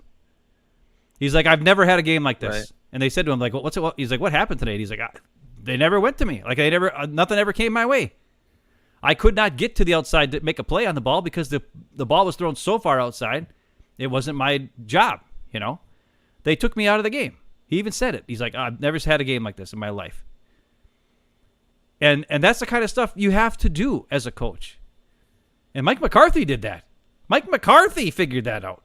Or whoever the offense coordinator was at the time. Maybe. I don't know. Who knows? Maybe Tom Clemens was there and he was smart enough. I don't know. But I have not seen that from a Matt LaFleur coach team yet. Where you attack the weakness on a team or avoid the strength of a team and disguise things and make that guy make a mistake who's a younger guy or what stuff like that. That's what I'm saying. And the only way you can do that is if your quarterback runs the offense. If he's trying to go one-on-one and change the play and do whatever he wants, you're no longer taking advantage of the opposing team's weakness, you're trying to predict your strength over him. Last week when we showed the pass to Randall Cobb, I don't know if you remember I watched our last show back again, and on that particular play, that was the one where Mercedes Lewis just kind of ran to the flat for God knows why. Well, he was supposed to chip and he missed the chip. Yeah, he missed the chip. Yeah. But on that particular play, Rodgers threw the ball within like 1 second of him getting it because, as you said, Jenkins got bull rushed and got pushed right back into his lap. But had he looked at the middle linebacker, right? Like I said, if that was a Randall Cobb slant, and instead of looking at where your guy is, you look at what you're attacking, right? Because this is, and I know I bring up Madden, and I know it's not real football. I get it. But when I'm playing Madden, those are the things I'm looking at. I'm not looking at where my guys are. I know where they're supposed to go, right? I know where my receivers are supposed to go on plays. I want to know where the defense is moving to. And if he would be looking at the middle linebacker, he would have saw that middle linebacker streak as fast as he could out of the middle of the field. The middle of the field was wide open. The other thing was this. I thought there was not a good combination route on that play because of St. Brown and Aaron Jones. I was wrong. St. Brown actually went up and took guys out, and Aaron Jones did a weird little comeback turnaround in the end zone. Had Rodgers been watching the middle linebacker and saw that the middle linebacker streaked out of there, he could have made an easy pass to Aaron Jones for the touchdown. But he had made up his mind that he was going to his guy, Randall Cobb, before the play even started. Pre-snap, he decided, I'm going to Randall Cobb. I'm not going to run the play. That play should have been to Aaron Jones, based on what the middle linebacker does. You watch the middle linebacker, and you see what he does. And if they would have had a slant on, if they would have had Aaron Jones on a slant, it would have totally been for sure a touchdown. But he did like a slant and then just kind of like sit there and come back. And the defender was not even looking. Like he schooled this guy. Like his guy was like, and he didn't know what was going on. And here's Aaron Jones standing there wide open in the end zone. Like, and that's an anticipation throw, though, by the way, because he would have had to go back, look at the linebacker move, and then throw it to Aaron Jones within a second. And then Aaron Jones turn around, boom, catch, touchdown. How many times do you watch tight ends do that? Right? A tight end just runs out, just turns around, and the ball's already there as soon as he turns around because it's anticipation throw. You know it's a comeback route. You know the tight end knows, I got a comeback route. This ball's going to be thrown. It's going to be in the air. When I turn around, it's probably going to be there. I got to be ready to catch it no matter where it is. I got to pretend. I got to know it's there. See it, catch it, boom. And that's what Aaron Jones would have had to do, and it would have worked, and it would have been a touchdown. Instead, they had to kick a field goal when they got the ball at the 3-yard line. You know, first and goal from 3-yard line to pass. But that's the kind of stuff I'm talking about. Yeah. Not like, you know, and then that's the quarterback problem, right? That play would have worked. That play would have worked. But you did not look at the middle linebacker. You did not and everybody talks about, they even said the other, they're like, Aaron Rodgers is somebody, they had whatever. He's like the number 1 rated quarterback. I think we're going to talk about Rodgers. I know, but it's not about Rodgers. It's about Rodgers, but it's about the offense. It's everything, combination. Offense, yeah. Because of Rodgers, we haven't seen Matt LaFleur coach a team. He doesn't get to coach the team. Okay? Is he going to stand up and be more forceful? I don't think he is. That's not his way. Okay. But Tom Clemens, that is his way. Like we said, Tom Clemens gave Aaron Rodgers a negative grade on a play on a game where he had over 100 quarterback rating because he didn't do the right things that he should have done. So maybe Tom Clemens can get through to him. These are my hopes that will happen, that LaFleur will be able to finally coach and maybe run his offense the properly way it's supposed to be run, and Rodgers will run it because Rodgers is great. He's a great thrower of the ball. He's accurate. He's smart. He can throw every pass, any kind of pass you want. Lollipop, sure. Drill it, sure. Fade, comeback route, slant, all that. He can do anything. He's accurate. He's smart. He just has to get this superhero crap out of his head and all this other crap. And the offensive line is going to be a problem. Because, yeah, you can make all those throws, like I said, you can make all those throws in practice when you know you're not going to get hit. What's going to happen in the game? Is he going to be able to make those same cool throws, and all these guys are going to make these crazy, contested catches deep down the field when Rodgers is getting his butt kicked after a minute or after a second? No. You have to scheme guys open. You have to attack your opponent. You have to study your opponent. You have to run the offense and the system and the plan. You can't just do whatever and hope that it's going to work. You can do that against crappy teams that suck, but you can't do it against good teams, and that's why when you get to the playoffs, they lose. It's that simple. James Jones inadvertently said it a couple of times, right? What's that? When he was as an analyst and he was reviewing stuff, and he's like, "Yeah, you get with Aaron," and he's like drawing things up in his hand or in the dirt, and you're like, "Aaron, I don't know, these plays are gonna work, but then they always work," or something like that. I think he was they don't saying always that work anymore. I know. It's not the same NFL, and it's not the same. People have figured out certain things like we've talked about before, and the one thing that's interesting, on top of all that, which I think all your points are very good, so I still think, and this is my belief, and apparently David believes the same thing because he made a comment before that I wholeheartedly agree with. If you have a not just a turnover reliant defense, but if you have good shutdown kind of solid, like I can get a bunch of 3 and outs, I can get extra possessions, blah blah blah type of defense, and you can run the ball, I think you can control the game. Yes, I think you can also win a Super Bowl still. Now, there's this thing in the NFL that says you got to have, a supreme quarterback in order to win the Super Bowl these days. It's the only way. Everybody focuses on the quarterback. Now, the quarterback is very important. The quarterback has to make key plays at key times because most of the games are very tight and decided, in the last couple of minutes or decided on certain possessions or decided by mistakes and turnovers. But I still believe that if you have competent quarterback play and you commit to running the ball and you're good at it and your defense gets you extra possessions because they're kind of a shutdown, stalwart defense, I think you can win. I think you can win a Super Bowl. Well, what you do is you take the will out of the opposing team. If you can run the ball, they can't stop you. You know what I mean? Like there's no stopping. The only way you stop is if you stop yourself. Right. If you've proven that you can run the ball consistently. And that will lead to defenses trying to take more chances or bringing more guys in the box. And then you go and take the big shot over the top or whatever it is or do a screen pass or, all kinds of weird, crazy stuff.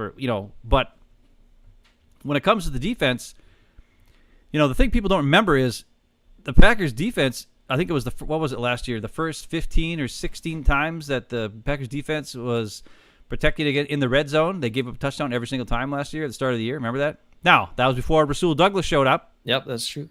So that's a big thing. It was before Rasul Douglas showed up. Once he showed up, it's interesting how once he showed up, their defense became really good. Wow. But he wasn't the MVP of the team. Yeah, he was. Rasul Douglas is the MVP of the team. Did you watch Rasul Douglas's interview from today, by the way? I didn't see it, no. Since we're going to I think we should go to defense now. By the way, Rasul Douglas interview today. You know what he said? He said, I've got goals.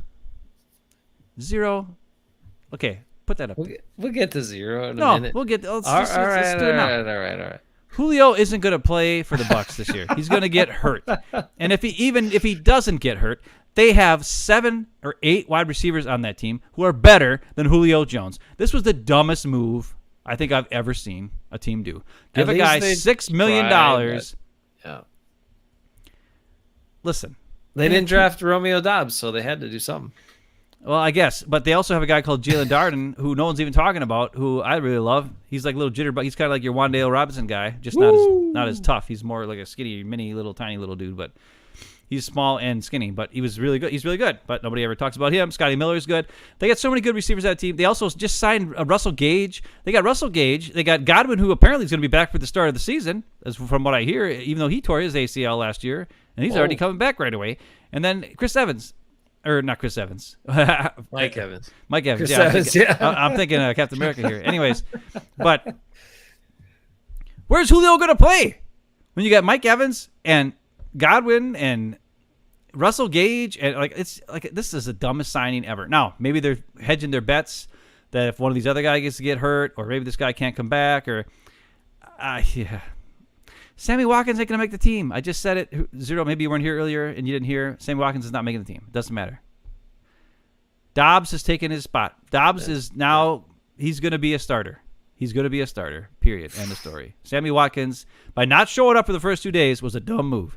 By not being hydrated or whatever, it was a dumb move. But anyways, back to Rasul Douglas. All right, back to the defense. In his interview today, what did he say? He said, I've got some goals. And they're like, oh, what are your goals? And he just told them. He's like, I want to be an all-pro. All-pro. And then he said, maybe even defensive player of the year. Nope. Maybe even defensive player of the year. That's what he said. That's what he said. Maybe he should have been that last year almost. I think he should have been, but hold on. Okay, think about that. And then the reporter's like, wow, most guys, they say they have goals and they don't really tell us what they are. They just they're personal goals. And he's like, I'm putting pressure on myself to go out there and make a play, and get out there and do stuff. And then they're like, well, how can he possibly do that with the best cornerback in the league on his team? And that's the other thing that's very interesting. Okay. But that came after. Then they asked him, they're like, oh, well, what's it like? You've been lined up in the slot here, in the nickel, covering the slot and all this kind of stuff. What's that like? And he's like, he goes like this. I like it. I'm closer to the ball. Closer to the ball. He's like, I'm going to make a lot of plays this year. He's like, trust me. And I'm like, whoo. I'm telling you. And the other thing I saw on Facebook the other day, somebody had a 2009 Charles Woodson highlight thing that I saw, and I was like, yep. Man, if he could do any of even half of the stuff Woodson did that year, I don't know how many times Woodson would just punch the ball out and cause a fumble. A guy catches it, he just like why does nobody do that? Like the Packers, when was the last time you saw a Packer do that? Besides Tremont. Tremont did it a couple times. Douglas did it last year. He punched the one out. He did. That was when he ran all the way across the field. Yes, against Washington. Yeah. It was an awesome play. And that's the thing. Now, guess what? He's going to be closer to the middle. So he can make more plays here and there and up the middle. And he's like, the other thing he says, I get to tackle more. He's like, I'll be able to you'll be around the ball more. He's like, I'll be able to make way more plays this year. He was excited about playing the nickel, which is hilarious because all offseason we was like, well, Rasul Douglas he's an outside corner. He really can't play. I'm like, really? He pretty much looks like Charles Woodson. He's 6'2", 200 pounds. He's pretty much Charles Woodson in his when he was a Packer heyday in 2009, 2010. He's like the same guy. He just doesn't have like the mentality and like the pedigree of Charles Woodson, but he's pretty dang good. But then here's the other. Then after that, then they said to him, I hate this when they ask dumb questions like this. They're like, they got it. They got to ask dumb questions. Oh no, this is really dumb. There's no reason to ask this question to Rasul Douglas. Right, let's hear it. They're like, yeah. So they're like, they said some other corner. I don't know who he was. I can't remember exactly what they said. Like Jalen Ramsey or somebody. It was something like that, or Jackson or whatever. Some guy. I don't know who. I think it was Jackson. The guy used to be with New England. Now he signed with the Chargers or something. In the offseason. Okay. And they're like, yeah. Well, they're saying that he's possibly the best corner in the league, but like, what do you say? Like, what do you say when to back up that Jair is really the best corner in the league? Something like that. Like they asked Rasul Douglas, why is Jair better than this other guy? That's what they asked him. And unlike the other questions where he was excited about it, he made this face. Like, really? Jair's the best guy? He's like, I had 5 picks last year. The guy didn't even I know what he was thinking in his head. He was thinking, that guy he doesn't make game-changing plays. Hello. Right.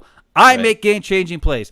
That guy got hurt when he would try to tackle somebody. I tackle guys all the time. I go 1 against 2 on receivers and cover them and make the play. I do way more than that guy. That's what he's thinking in his head. He doesn't say that, of course, but he made this face.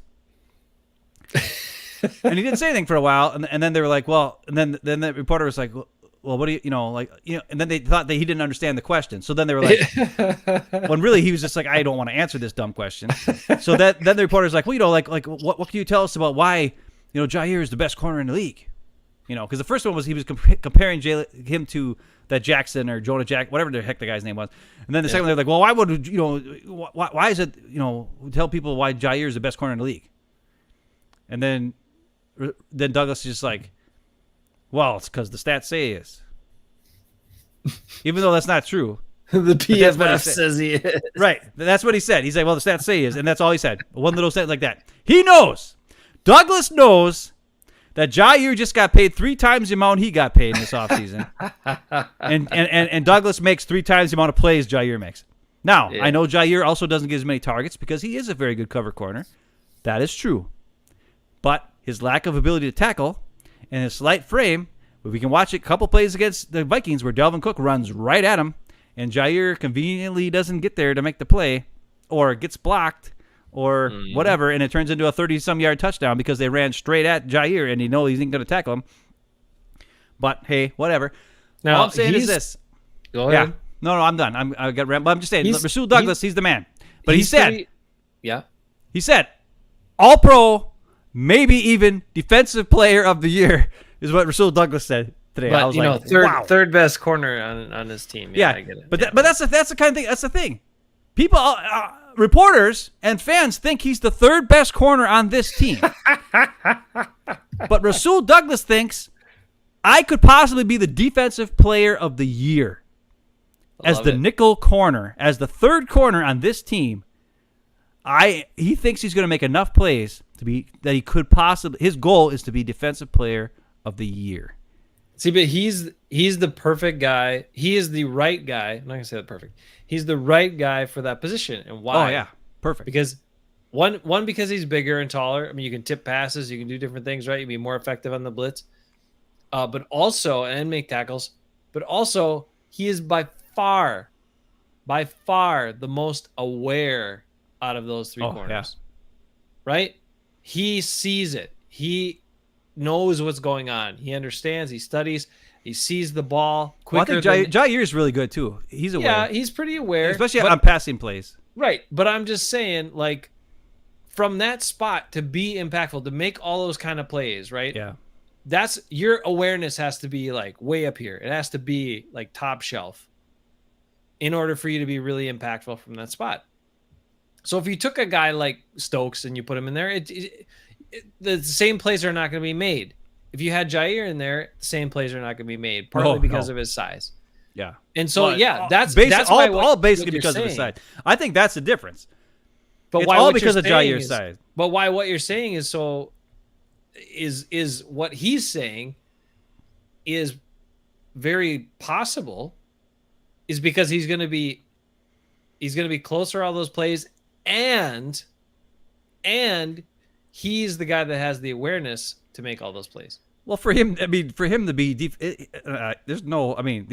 Defensive Player of the Year, he would have to make sacks, he would have to probably get like 7 interceptions, like 5 forced fumbles, 2 fumble recoveries himself, like 17 pass breakups, 3 sacks. He would have to have like the greatest stat line of all time.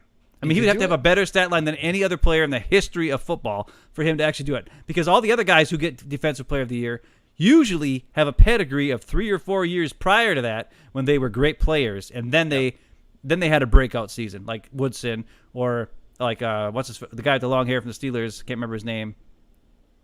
The Packers. Oh my God! Because he got Polamalu. Yeah, Polamalu. Before Leroy Butler. Remember, we were supposed to. Yeah. Wait, Leroy's in. Leroy's going in next week. I know. This week. Actually, it wasn't the game. It's this week.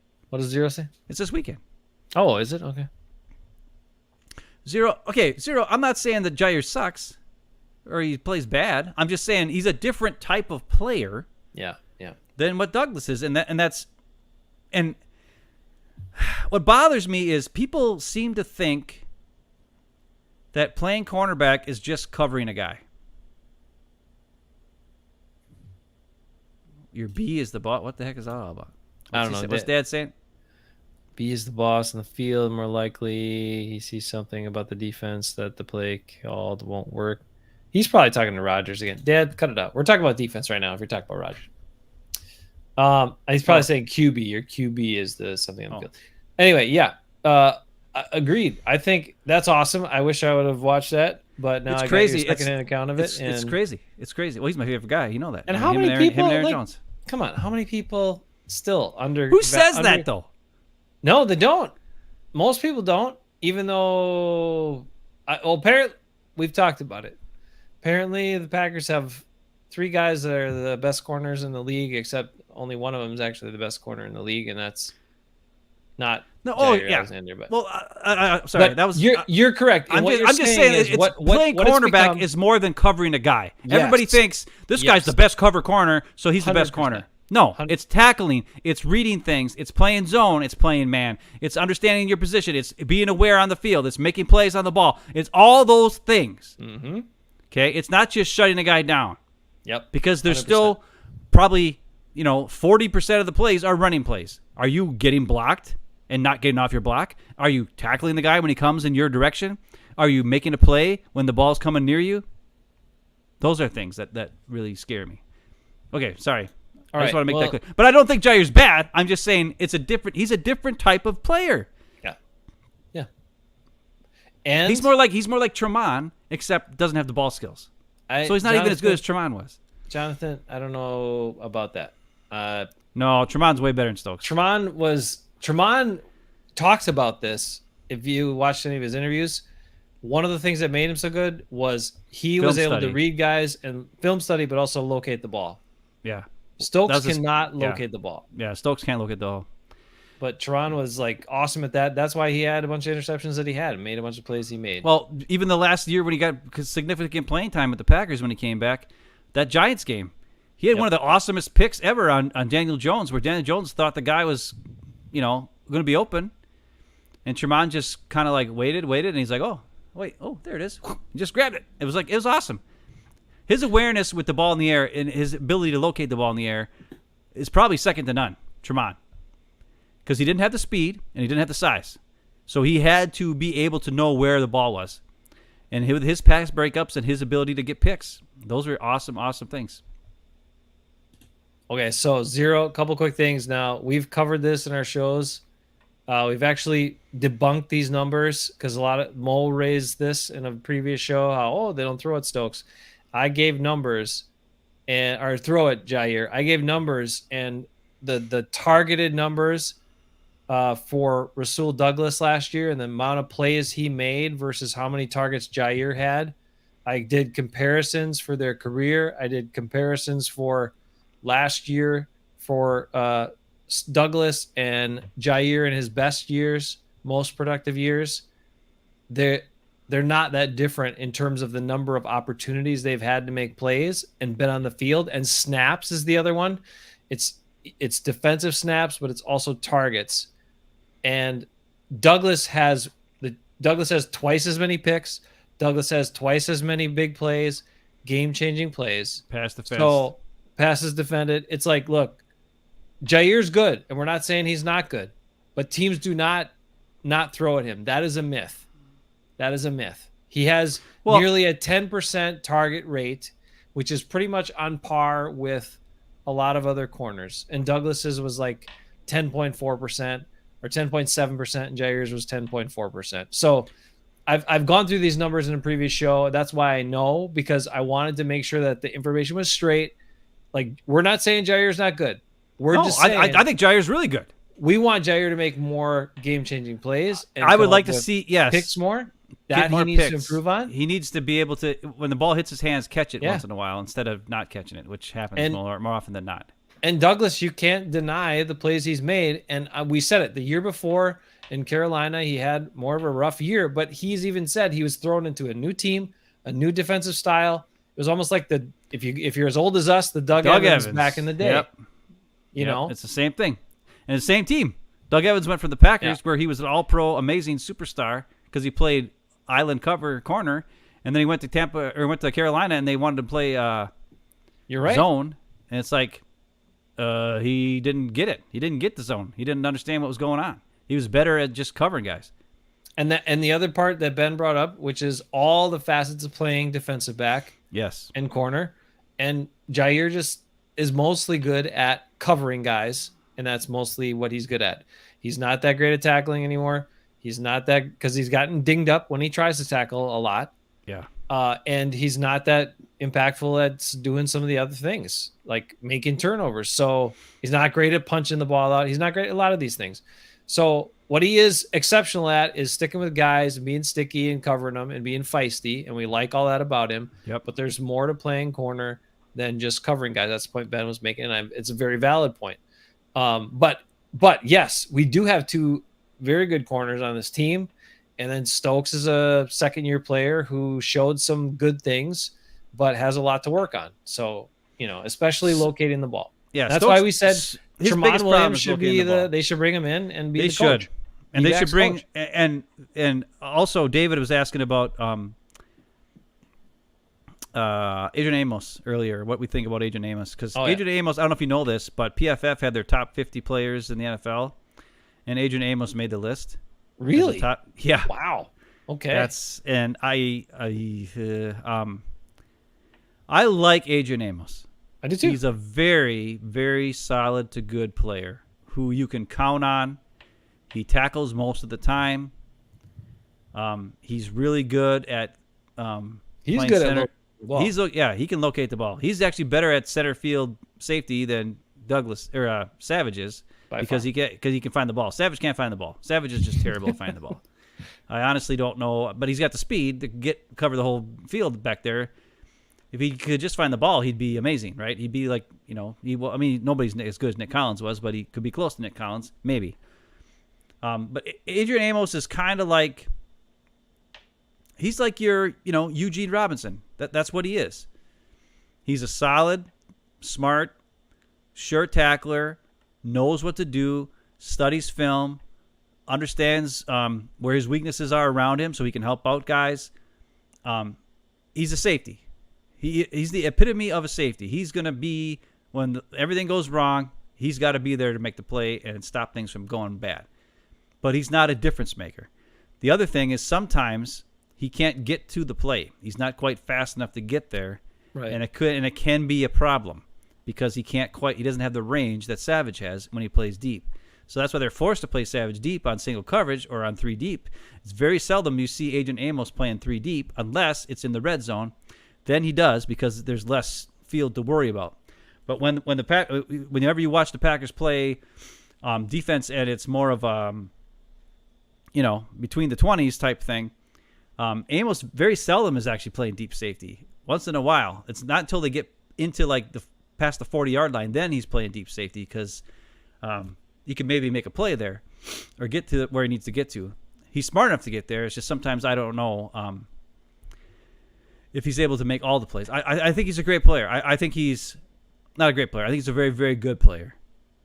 But he's no Leroy Butler. He's no Nick Collins. Nick Collins was a difference maker at safety. Leroy Butler was a difference maker at safety. He's more of a Eugene Robinson. So if anybody's old enough to know who Eugene Robinson is. But he's better than like a Charlie Peppra. I'm not saying he's that. But Charlie Peppra was a good, solid player. Did Leroy really say this? You can't replace him with the number 1 pick? I don't know. That's what Jonathan says. Maybe. Butler said you can't replace him with the number 1 pick? I don't know. Zero, why are you trolling Ben on this? Look. What? Let me tell you. Ben likes Jair more than I like Jair. I don't think Jair is as great as everybody thinks he is, and I certainly don't think he was worth the contract they gave him. But I do acknowledge he's very good at covering guys and being sticky. The things I don't like are the things we talked about. But look, I mean, you're not going to trade him. You just signed him to a big contract. Yeah, I'm not saying he sucks. Nobody's trading him. I don't think he's worth all that money. I don't either. I think you would. Here's a simple question, Zero. I would have let him walk. Simple question, Zero. You think? Let me ask you this simple question. And it's based on Zero on this one, because not Ben. Well, I know, but I'm the one who. I know you're the one who keeps talking smack about Stokes all the time. Yeah, I know. Well, no, Jair, I don't think he's as good out as of all the players in the secondary on the Packers. Okay. So I'm including Savage. I'm including Amos, David. I'm including Stokes, Alexander, Douglas. Out of those 5 players, we're going to go to what Rasul Douglas said today. Which one of those 5 players actually has a chance, based on the way they play, to be Defensive Player of the Year? And based on the history that they've shown, which one of those 5 players has a chance to actually... Now, I'm not saying they're gonna. I actually don't think there's any chance. I don't think there is a chance. But maybe a small... we're talking Dumb and Dumber. So you're telling me there's a chance, like that much of a chance. I don't think any of them really have that much. But who's got the best chance? It's Douglas. That's a difference maker. Douglas is more than just a cornerback. He's a defensive. He's like a Micah Hyde. That's what he is. He just makes. Yeah. Except he actually might be. He's bigger and stronger and probably just as fast and just maybe a little hands. bit. Yeah, I mean, he's actually maybe better than Micah Hyde. I'm sorry, Jace, but a little bit I better. don't know. Micah had great hands though. I don't think he dropped anything. Micah had great hands and he had a great mind. Yeah. Smart, those are things that, and I don't know. I mean, Douglas is a smart guy. He's a good guy. He studies a lot and does all this. And he said coaches really helped him study to learn things and get better. But listen, God dang it. I'm not saying Jair sucks. Oh, no. Come on, Zero. I apologize, Zero, if I misread your comment or mistook it. He said he's just using Alexander as an example. Just wondering if there are other guys. I'm not worried. I'm not looking at other guys on other teams, to be honest, because I like what we got. I like. I mean, look, they got lucky. Okay, they got lucky that Douglas got bounced around, because I think in with the process of him getting bounced around and discarded over and over again, I think that sharpened him and retooled him to the point where he was like, you know what, I was a good player, but screw this crap. Like I get an opportunity, I'm not letting that go. And he took it by the horns and he killed it last year. He was amazing. And the Packers got lucky. And then for some reason they got him for super cheap. I don't know why. I don't know why they got him as cheap as they got him. $7 million a year. That's insane. And then he did it 1 year. He didn't, but he did. I know he didn't do 1 year, but based on what everybody thinks, he only did it 1 year. But so the Packers got really fortunate. A guy got an opportunity. He liked the situation he was in, so he signed a very reasonable contract for the team. Yeah. And then right after that, they paid Jair 3 times as much money. Yeah, that's crazy. Which he's not 3 times as impactful. He's not even as impactful. No. But Jair does what he does very well. We're just saying that Douglas makes impactful plays, and like you said right here, he's a difference maker. And he's got the mindset because of everything he's been through. But like I said in previous shows and stuff, I think that also goes back to his childhood, a bunch of the crap he had to overcome to get where he got, to even be at West Virginia. He almost wasn't going to play football after high school because he was like, what do I have? I don't have a future. I got nothing. And then somebody talked him into doing, community college and trying it out there. I mean, most guys that go that path don't make it this far. No, they just don't. Way. So he's the chance is very small. Yeah, well, Aaron Rodgers went to community college too. There you go. Maybe it's a sign of a great player. I don't know. Anyway, the point is, he's the right guy at the right time, and the Packers got lucky as hell that the Raiders and other teams were dumb and let him go and didn't give him a chance. Yeah. And the Cardinals, thank you, Cardinals. And there you go. And also, for whatever reason, he maintains his footing well in crappy Lambeau Field late in the year and stays upright. And you got to stay upright to make plays. And he does it. Other guys fall down all the time. I don't know why, but he doesn't. So that's awesome too, because you got to be on your feet to make plays most of the time. And that's part of look, you're going to have games late in the year where the footing's crappy. And if you fall down and slip and whatever, you're Kevin King or you're not making a play. And Douglas stayed on his feet. And I'll say it about the offensive guys too. If you're a receiver, stay on your feet because we need you to wear the right cleats. It's your home freaking field. It drives me up a wall when they fall down and slip all the time. You're like, haven't you guys tested this crap out? Don't you have 8 different types of cleats you can wear? Stay on your damn feet. Anyway, sorry about that. It's an aside. Okay, so I like the defensive stuff though. This is fun. I didn't anticipate going this long or talking that much, but I love it. What is this? David says you can't teach what Douglas has. That's right, you can't. Well, actually, according to Douglas, he was taught pretty well. When, he said, Jerry Gray and the coaches really, helped him out. He never understood studying film the way the Packers coaches taught him how to study film last year. Right. That's what he said.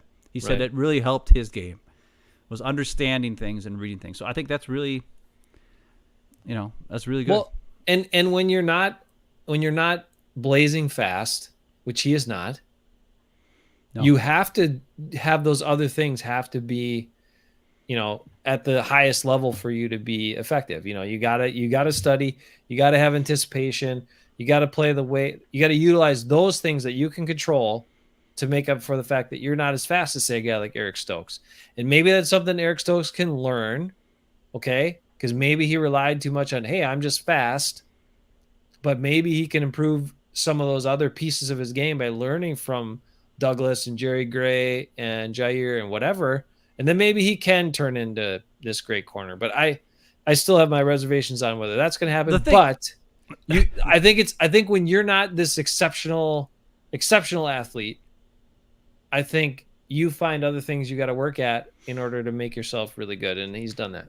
The thing that people need to realize is you and I, we love underdogs. Of course. So, like, yes, Zero, we would give a crap about his story because we love the underdog story. Even if he wasn't nearly as good as he was, and if he came in and had 2 interceptions instead of 5 and made only 1 game-saving play, and maybe it was lucky, we would have still found him. I don't know who Ken Root is or whatever. I don't know either. I have to figure it out. But that's why we love... Like Alan Lazard, we loved Alan Lazard, but then after a while, you're like, "Come on, man, stop getting chucked and bubbling and stumbling like a ding dong, and get up there, use your body, and make a play." Like at first we love the guy, and then you got to do stuff, and then we kind of sour on him a little if he doesn't continue, And then as soon as you get your big contract, then you got to start doing it. If Douglas comes out and plays like crap, misses tackles, and does dumb stuff, I'll be the first guy to frickin' show you. Okay? I will. As much as I love the guy right now. But he's still an underdog story that I love. He's still a guy who was thrown to the scrap heap, came out, saved a bunch of games, and that's what we love. We love Aaron Jones, 5th-round pick. Mike McCarthy won't put him on the field. Every Packer fan knows, please get him on the damn field, Mike McCarthy, you moron. Still won't do it. And then LaFleur puts him on the field, and the guy gets 20-some damn touchdowns in 2019. And then, of course, Aaron Rodgers didn't like that, so he had to steal a bunch of touchdowns from him last year and the year before. He just had to be MVP again. So. I know, yeah. And the only way he's going to be MVP is except I've listened to a bunch of fantasy football podcasts over the last couple of weeks. Not a bunch, but a couple. And they continuously say about how the Packers' 2019 offense was ranked way higher than the 2020 and 2021 offenses. As far as just like production level, rate of play, scoring, all that kind of stuff. It was just a way better team. Oh, the only line Holmgren kept? Oh, when he took over? Oh, okay. You mean Ken Rutgers? Is that what he's talking about? That might be it. Yeah. He's talking about Ken Rutgers? Well, yeah, Ken Rutgers was left tackle. Zero. That's funny. Okay, all right. We'll give you one. Zero gets a point for that. There Jordan loves the 1st-round pick. He's not an underdog. Sorry. That's like, no, he's not a 1st-round pick. Or he's not an underdog. Underdog is Robert Tonyan, undrafted free agent. Underdog is David Bakhtiari, 4th-round pick. Underdog is Lukey Patrick, not signed. Underdog is Royce Newman. If Royce Newman starts playing good, I'll fall in love with the guy. He's got a mullet, for God's sake. How can you not love a mullet? Terrible haircut. In 2022. Nobody in their right mind would have a mullet in 2022. Royce Newman's got it. I'll fall in love with that guy. I mean, Gardner Minshew had a mullet for a whole year. He's my favorite quarterback right now in the NFL. He's not even a starter, though, for some unknown reason. He should be somewhere. Apparently, he's been, since February, he's been living in a converted, like, mini bus or something. Oh, all right. And he's been traveling the country just living in this bus. Like, taking showers in public bathrooms. And this guy is weird, man. Does not live the normal NFL. I don't know if you know who Brandon. Yeah, I don't know if you know who Brandon Perna is. He's the guy who has a YouTube channel called That's Good Sports. It's super funny and awesome. But he had a video about it, and fair enough, Zero. He said Gardner Minshew is okay. This is what he almost his exact words. Gardner Minshew is the guy that Aaron Rodgers wants us to think he is. That's what he said. That's funny. So like Gardner Minshew is actually the cool, like does crazy stuff, lighthearted, awesome, fun, everybody loves him guy. And Rodgers wants you to think he's that, but he's not because he tries too hard. Gardner Minshew doesn't try; he just is. Because then, as soon as things come out, then he gets all testy and whatnot, and fires back like with his little shots he's got to make. Gardner Minshew wouldn't say that he doesn't care what people say about him. He just wouldn't care. Aaron Rodgers has to say it all the time because he does care so much. Yeah. I actually saw something the other day. It was like the kids mullet competition or something. There was like 50 mullets on all these kids like nowadays. And there were a lot of them that had behind them, or they were wearing shirts of the American flag, and behind them was the American flag. So I'm assuming they were all, I don't know, whatever. I don't have much to say about that. But anyways, a lot of mullets. What? Gardner Minshew's been in the league the same amount of years as actually less, 1 year less than Baker Mayfield, I think. Really? Oh man. Well, he only had one. He was a rookie the year that he came out and did awesome. Was he really? Okay. Yes, and then last year, I think it's only his 3rd year or his 4th year at the most. And then they drafted stupid what's his face? I keep forgetting his dumb name. 1st round pick, Trevor Lawrence. Yeah, and then they were like, "Oh, we got to trade Gardner Minshew, or else the fans are going to realize that they're going to want him to play instead of Trevor Lawrence. Because Trevor Lawrence sucks." So then they traded him to the Eagles, and then he sat on the bench, and then he played one game, and the Eagles went crazy, and there you go. Oh, David likes meat and potatoes. Meat and potato players. That's why you like Lucas Patrick too, and you wish Packers would have kept him back. Now, I'm still bummed that he broke his thumb and like second day of practice, but he's supposed to be back for the opener. And you know what? Okay, he's a Bear. This is a Packers show. You know he's coming back for when they play the freaking Packers. He is week got 2. His eyes is he gonna be ready by week 2? He's supposed to be back ready by week 2. All right. Well, we'll see. He's a quick healer, and he's now Kenny Clark knows his weakness. He's gonna try to shake his hand before the game and break it. He'll probably be like tape it up. He'll shake his hand and be like, "Oh, Lukey Patrick," and then grab his thumb, and be like, "Oh, I'm sorry," and then he won't be able to play. He'll switch on the fly and snap with his left hand to play in that game. I guarantee you. Maybe he will. God damn, he want to crush Kenny Clark and the Packers so bad. I don't know. He just wants to compete against them and maybe block guys to the echo of the whistle because they're not going to be ready for it. Lukey Patrick's a good guy. He's awesome. That's bull crap. He's no longer Packer, so I honestly don't give a crap. I don't care. He's still my favorite Packer of all time, so I'll talk about him. Favorite Packer of all time. Come on. Favorite Packer of all time. Yes, he can. What? He's not even my favorite interior offensive lineman of all time. You guys know why. That'd be Adam Timmerman. I've said it all, and you all know why. Or Marco Rivera, or stop it. Scotty Wells. Now you just Scotty Wells is pretty awesome because Scotty Wells is from the same hometown as Lucas Patrick. Oh, he's well. Okay. Yes, I told you, Brentwood, Tennessee. They're both from Brentwood, Tennessee. How do you not know these things about random? Because I don't. Interior. I don't know if you've noticed. I don't really listen to anything you say on these shows. It's not until I watch it back again that I actually listen to or hear what you say. So, sorry. Well, that's not very nice of you to admit. Well, at least it's honest of you. Yeah, Zero's got it right. Zero's got it right. He's a bear. Stop it. He is a bear, dude. He's a bear because the Packers didn't value him. If the Packers valued him, he would still be a Packer. The game that solidified me as a Packer fan. Do I have to not like Micah Hyde because Micah Hyde's not a bear? Offer him He's not a bear. He's not a bear. I don't care. I don't care. He's not a bear. Dude, the game that solidified my Packer fandom for all eternity is the instant replay game. Don Mikowski, Sterling Sharp against the Bears. It was the greatest play in Packer history. I know they've won Super Bowls. They've won championships. I understand all that. That play was the greatest play in Packer history, period. Oh, my God. I love it if Rodgers played for the Bears. Me too. As long as we trade for a Gardner Minshew. I would actually, if they made a trade, Aaron Rodgers for Lucas Patrick straight up, even with a broken thumb, I'd take it right now. Right now. Fix that offensive line. That's a little crazy. That's a little crazy. Get the D-baby out of town. I wouldn't want Rodgers to play against. I wanted to play for anybody in the NFC North because he'd probably be really good. Because he'd be really good. He'll still do his thing. Yeah, and he'll still beat the Packers. No.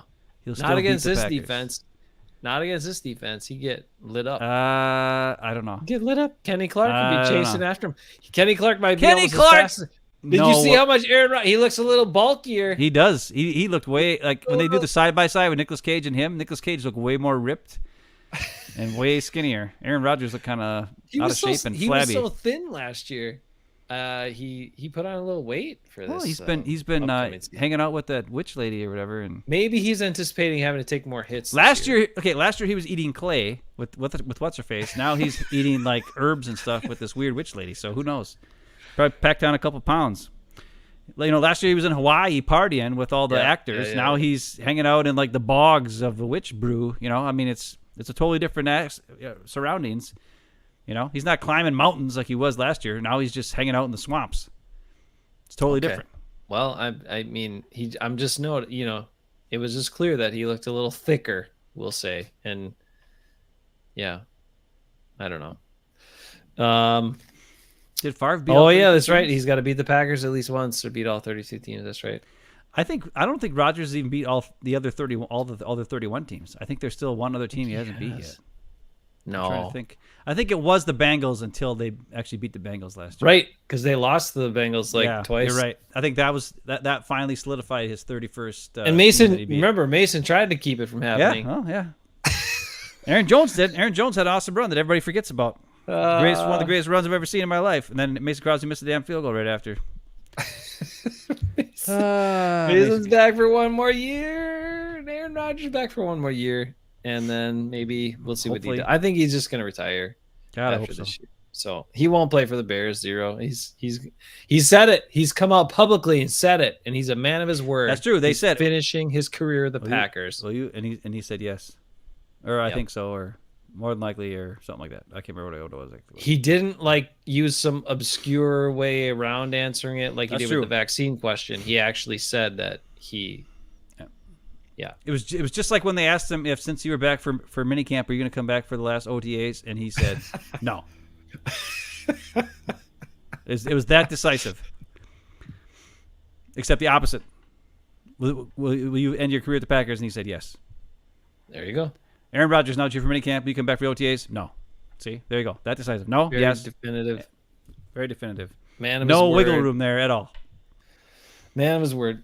Well, okay. It's been a long show. I know. Well, we got to end all that. But we say a lot of the same crap every week. So I'm sorry, people, that I keep saying the same crap every week. But these are the things I worry about. Say the same crap. Hey, David, it's he's earned it. Let's just say that. Number 12 has earned all of it. All of it. He's still a great player. Still a great player, but he's still earned to be ridiculed. First ballot Hall of Fame player. Hey, how about this? Mike Holmgren, Sterling Sharp, and some random old guy I've never heard of all made it to the last round of or not the last round, but the whatever. The Hall of Fame. They have the option. They could possibly make it to the Hall of Fame this year. Okay. Let's ask one more question to everybody listening or watching here, and you. Aaron Rodgers, Hall of Fame player, not Hall of Fame person. Continue. Okay. Okay. 0, come on. 0 says second ballot in my book. Come on, 0. For Holmgren? Okay, I get it. No, not Holmgren. I think Aaron Rodgers. He's talking about Holmgren. He's talking about Aaron Rodgers. All right, fine. Sterling. Aaron Rodgers is first ballot, number 1, Hall of Famer, no doubt. Aaron Rodgers. He is great, and he was amazing. He was better in the past. Don't get me wrong, but he's still an amazing, great player. As much as we both bag on him, if he would just run the damn offense, he would probably have even better numbers and even look better than he actually does the last couple of years. But that's besides the point. Anyways, here's my question: out of Sterling Sharp or Mike Holmgren, if only one could get into the Hall of Fame now this next upcoming year, which one do you think should be the guy who makes it first? That's a tough question. That's a bullcrap question because they both. Well, I don't care. They both deserve it. I know they do. And they one of them, they're not both going to make it. So if only one could make it, and I don't even know who this other guy is that they mentioned. He's from like the old, like the 20s or some crap. I don't know. But because like the picture's black and white that they show of him, so it's got to be older than the 50s, anyways. Is this like regular vote, or is this for like the old guys vote, or the? Well, Sharp missed the regular vote. That is ridiculous. Last year was his last year to get in as a regular. So now he's considered whatever the old man voted. That's just garbage. The guy was ridiculously good. I mean, we've talked about it on the show before. We've shown everybody like just dumb. Just come on. Yeah, but his stats don't quite line up with everything nowadays. I agree with 0. I think it should be Holmgren because based on should have won. Should have been Well, he should have won three Super Bowls, 2 with the Pack and 1 with the Seahawks. But no, because Favre screwed it up. Well, I'm just saying. I know, but they Favre screwed it up. Dorsey Levens. We know they should have won that game. Dorsey Levens was running all over the Broncos, and for some unknown reason, in the second half, he had only 3 carries. I know. We don't know. So what happened? Favre decided to change the plays and take over and screw up and throw picks and do dumb crap like he always did. So go back and watch the Super Bowl. And then Holmgren said, "I'm out of here." He left. And that Super Bowl for the Seahawks was the worst, most blatantly, terribly officiated game I've ever seen in my life. My life. My favorite quarterback in Packer history, Matt Hasselbeck. Never even played a game for him. David says Holmgren. I go with Sterling just because he's been waiting longer and he should have. I don't know. It's just dumb. Yeah, but Holmgren's older though. He's probably closer to the end of days. Plus, when you look at, like, I think more and more. Shannon Sharp. Wait a minute. Is Shannon Sharp in the Hall of Fame? Yeah, a long time ago. Don't you remember he started his speech? Or maybe it was the end of his speech. He said, "I'm the only player in the Hall of Fame who's the second best player in his family." Well, that's what he said when he made the Hall of Fame. That's what he said. Because Sterling introduced him. Because you always have somebody come out and introduce you. He had Sterling come out and introduce him, and then I can't remember if it was the first thing he said. It was either the very first thing he said or it was the very last thing he said. Well, that's smart and cool. He's like, I know my big brother, and then he said, my big brother's a better player than me. And he says, I'm the only player in the Hall of Fame who's the second best player in his family. That's what he said. It was something like that. It was beautiful. It was very nice. That sounds like kind of like something I would say about you in a public setting. Oh, for God's sake, you're not that nice. It's very similar. You're not that nice. Very similar. And maybe we're very similar. Maybe I'm more like Shannon Sharp and you're more like Sterling Sharp as well. Maybe I am more like Sterling because I don't take no crap. And I freaking don't talk to the freaking media if I don't want to either. If they're giving me crap, I'll be like, no. And I'll tell you this much. I'll study. I'll practice with the jug machine 75,000 times to be good. You know me. I love practice. We were in a cement together. I would spend hours and hours rehearsing if I could. I loved rehearsing. That was my favorite thing in the world. So, yeah, I would practice something over. How many times when I was teaching guys stuff in cabaret, I'm like, do it again. Do it again. Do it again. We're going to do it until you get it perfect every time. I don't want to have any mistakes. That's the Sterling Sharp mentality. That's to do the jug machine after practice every single day. And that's what these receivers need to do. That's what Christian Watson needs to do to learn how to catch. And just remember, Sterling Sharp played with some really terrible quarterbacks for a while. Oh my God! And then he got to play with Mikowski. Mikowski was okay, pretty good. He was good that one year and all right. And then Favre he was playing with Favre when Favre was like crazy as hell and didn't know what the hell he was doing yet and stuff like that. It wasn't like the good years. Yeah, it wasn't like he just went back and just chucked it to Sterling. He stood like 3 guys out of him, and he just like screw it, and he just chucked it to him, and Sterling would make the catch, and then he'd get creamed. He was so good. What's so weird that his injury happened on a play where he didn't even have any contact. Yeah. Which is so weird. And then he came back and he wore that helmet with the straps down to his shoulder pads, that like kept his head from going too far forward and stuff. Yeah. And I think he only could do that for like 1 year, or it was like a year. One game. Seriously? He played with that for a while. No, he played he played the next game and he had like 100 and some yards and 3 touchdowns or something. But he didn't. I watched the whole Sterling Sharp thing on YouTube, and it talked about his career and his numbers and all this kind of stuff. With Tony Baselli getting in, it's just more reason why Sterling should get in, because Tony Baselli had a very short career at offensive line, and if he can get in, I mean, come on. Whoa. Yeah, Sharp's way better than Megatron. Way better. When you watch the Sterling Sharp highlights, you see every. I'm going to say something that people are going to think is crazy. Wow. All right. Say it. BJ, I think Sterling Sharp. You know who reminds me of Sterling Sharp? Romeo Dobbs. Rasul Douglas reminds me of Sterling Sharp. He has every facet that a player at cornerback needs or defensive back needs to be awesome. But he's not like a super awesome at any one thing. You know what I mean? Like he doesn't have great speed. He's not quite the biggest guy in the world. He's not quite the biggest agility, but he's dang good at everything, and he makes plays. Sterling Sharp, definitely not the fastest guy, not the tallest guy, Not the biggest guy. He was pretty dang big, though. Maybe Sterling had the best hands. I'll say that because he caught everything. Like I don't think he ever dropped a damn ball. So maybe Sterling did have the best he hands. dropped one. I remember one drop. Okay, maybe he had one drop. But that's the thing about Sterling Sharp was he didn't have the offense that Jerry Rice had at the start of his career that helped at Jerry Rice's numbers right away, right? Because he had the 49ers offense that then, of course, Sterling had later, but Favre never ran that. He just would go back and chuck it to Sterling, so it wasn't really the same offense, really. But anyways. I'd love to look up awesome the quarterbacks he caught passes from. Well, Anthony Dilwig, Blair Keel, Don Mikowski, Randy Wright. Randy Wright was still there. Oh my God. Those four guys for sure. Who else? Mike Tomczak, I think, for a little bit there. Oh, yeah, Tomczak, sure. Who else was on the team? Wow. Actually started a couple games in there. Did McMahon ever start a game? I think he never started. He was just a backup, right? I don't know. Did Ty Detmer ever actually get in a game when he was a backup? No. It was just not preseason games? Not until he's with the Eagles, I think. Yeah. Okay. Well, then it wouldn't be Ty Detmer. So I guess it's all just those guys. Blair Keel, Anthony Dilwig, Randy Wright, Don Mikowski, Mike Tomczak, and Brett Favre. There's probably other guys I can't think of. It's not... Blair Keel, Anthony Dilwig, and actually the quarterback rating of Anthony Dilwig and Blair Keel is almost the same as Don Mikowski. I know they're pretty bad, which is pretty sad. Low 70s. It's pretty bad. I don't care. I still love Don Mikowski, so whatever.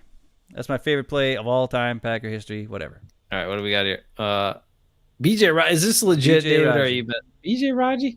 Is it because of his pick 6 against the Bears in the NFC Championship? Is that it? No, it's because he had agility. He was the okay. What was he? He was the freezer. Did he say he was the freezer? Freezer. Yeah. Okay. Or what didn't he call himself the freezer? Maybe they put him in there and he ran. Did he ever get a touchdown? Or was he just run blocking on offensive plays? Remember they put him in there at fullback? Oh yeah, sure, yeah, right. I think he got a touchdown one time. I think he also fumbled at one time, but he got a touchdown one time. He had small hands. That was the thing. He had a giant gut and tiny little feet and tiny little hands. But BJ Raji, man, he had agility. He was able to move sideline to sideline. He was definitely a better athlete than both Gilbert Brown and Kenny Clark. Yeah, by far. Wow, he was way better at moving than Kenny Clark. Yeah, like Kenny Clark is so damn slow, it's ridiculous. BJ Raji, go back and watch film of BJ Raji. He's strong, but he was strong, agile and quick, fast. and he could hold up against double teams, and he could move side to side, and made a lot of plays moving side to side. When you go back and watch film, because they played a different defense then. I mean, they played the 3-down lineman, so his job was different. Like he had to take care of he almost had to take care of 2 gaps, really. So they attacked a little more too. He was able to penetrate more, I think. Yeah, for sure. Now maybe Clark can't penetrate because he's so slow, but or maybe it's not. He does. His role. He maybe penetrates. It's just that the guy's got to be standing right there after he beats the guy in front of him, or it's not going to happen. Just like you said. And Mo was had no answer. I know he had no answer. He's like, well, it was the truth though. He's like, well, he destroys Bradbury all the time, and I'm like, okay, what's he do after he does that? Nothing. Then what happens? Nothing happens. Nothing happens. That was hilarious. Kenny Clark's finally got some help, Ben. Okay, well. Yeah, there you go. Well, too bad we can't get BJ Raji back to help him, but I think Devontae Wyatt could be. It could be. There's a lot of could be's. We're going to find out. Oh, before we go, geez Louise. Jerron Reed, he could be something. Who knows? Before we go, the dates are set. They're determined. Ben and I will be in Green Bay at Packers training camp for the first time in. Well, you were there with Dad a while. I know, but you and I first time in 4 years, 5 years. Oh, longer than that. Longer than that? Mm-hmm. Oh, geez. All right. Well, I was there probably 4 years ago. Then I think. Have I ever been there with you? Yeah, once. Remember, it was cold, super cold. It was like August day, and it was like 50-some degrees and cloudy, and almost rained and windy as hell. You don't remember that one? It was freezing cold. You brought your kids, and your kids were wearing shorts and flip flops, and you're like, "Oh my god, it's so cold! What the hell?" Well, I know Randall Cobb was there because that's when Olivia got her Randall Cobb face. And then Randall Cobb became her favorite player. Yep. Because he was closest to her size. He still is. Yeah. Because she's still only 5. Oh, Olivia went to the doctor today, and apparently she's 5'3" now. So she grew an inch. I don't think she did because I've stood next to her, and she still seems like she's 5'2" to me. But whatever, maybe she's 5'3". My kids are growing like crazy. But anyway, the point is, we'll be there at training camp. We didn't see Lee tonight, so we'll have to get updates from Lee. He was our guy on the ground in Green Bay for the first week of training camp. But Ben and I will be there at training camp August 7th and August 8th, I think, right? Those are the days we're planning on being there, but I don't know. Yeah, it's got to happen. So we'll be there. We'll be live from Green Bay area at least a couple times. While we're there, we'll give you our thoughts after each day of training camp that we get to watch. And I'm sure we'll talk about some different things that other people talk about. But, maybe. You know, that's kind of our way. We'll talk about the obvious stuff, but then we'll try to talk about some of the non-obvious stuff too, to give you guys that insight. Yeah. I'll be sitting by the punters. I want to see that new punter and how well he does. That's not going to be. I don't care about the punters, so you can do that. Those are usually the seats that are left. I want to see. I want to see the offensive line, for sure. And then I want to see, Quay Walker and Devontae Wyatt and see what they're doing after a couple weeks of practice. It'll be interesting to see because a lot of those practices probably aren't going to be padded and stuff like that. So, well, I'm thinking with those 2 days in a row, I bet you maybe the second one might be padded. Maybe because I think the next practice was the 10th. Right. But we'll have to see. Even if it's not padded practice, it'll be interesting to see who's in what spots with what combinations to make note of that. Because by that point in training camp, the Packers you probably are going to be doing less like trying different stuff and more settling in on what they think they got. So we'll give you guys updates on that too. All right. Long show, good show, as always. We didn't talk about anything. How do we last we 2 had a hours, lot of good people 2.5 hours almost? People want to talk about defense tonight. And then you had to, we had to talk about Rasul Douglas and how good he is and stuff. For the show, we have the most minutes. What do we got? Or the least amount of minutes per information on YouTube. Other people do like a minute long and they put a bunch of information in, and we just blab about nothing for like 2 hours. So I understand why we don't get any views, but heads up, everybody. The reason why we do this is because after games, Jason and I would call each other and talk about the game for like an hour and a half to 2 hours and what happened. And then Jason's like, why don't we just do a podcast about this? Because we do it anyway, every freaking game. And I was like, okay. Look at that. David said it all. Oh, truth. That, David, we got to put that. That's got to be our next. Oh, the dog's barking. Everything's happening over here, over by you there. That's got to be. We got to snippet that quote from David from South Carolina or North Carolina. Which Carolina are you from, David? I can't remember. David's in Alabama or Mississippi. Alabama. Dang it, Mississippi. No, Mississippi. Someplace in the South. We suck. We don't remember. We'll figure it out. I think he's South Mississippi, right? Am I right or am I wrong? See you, Rick.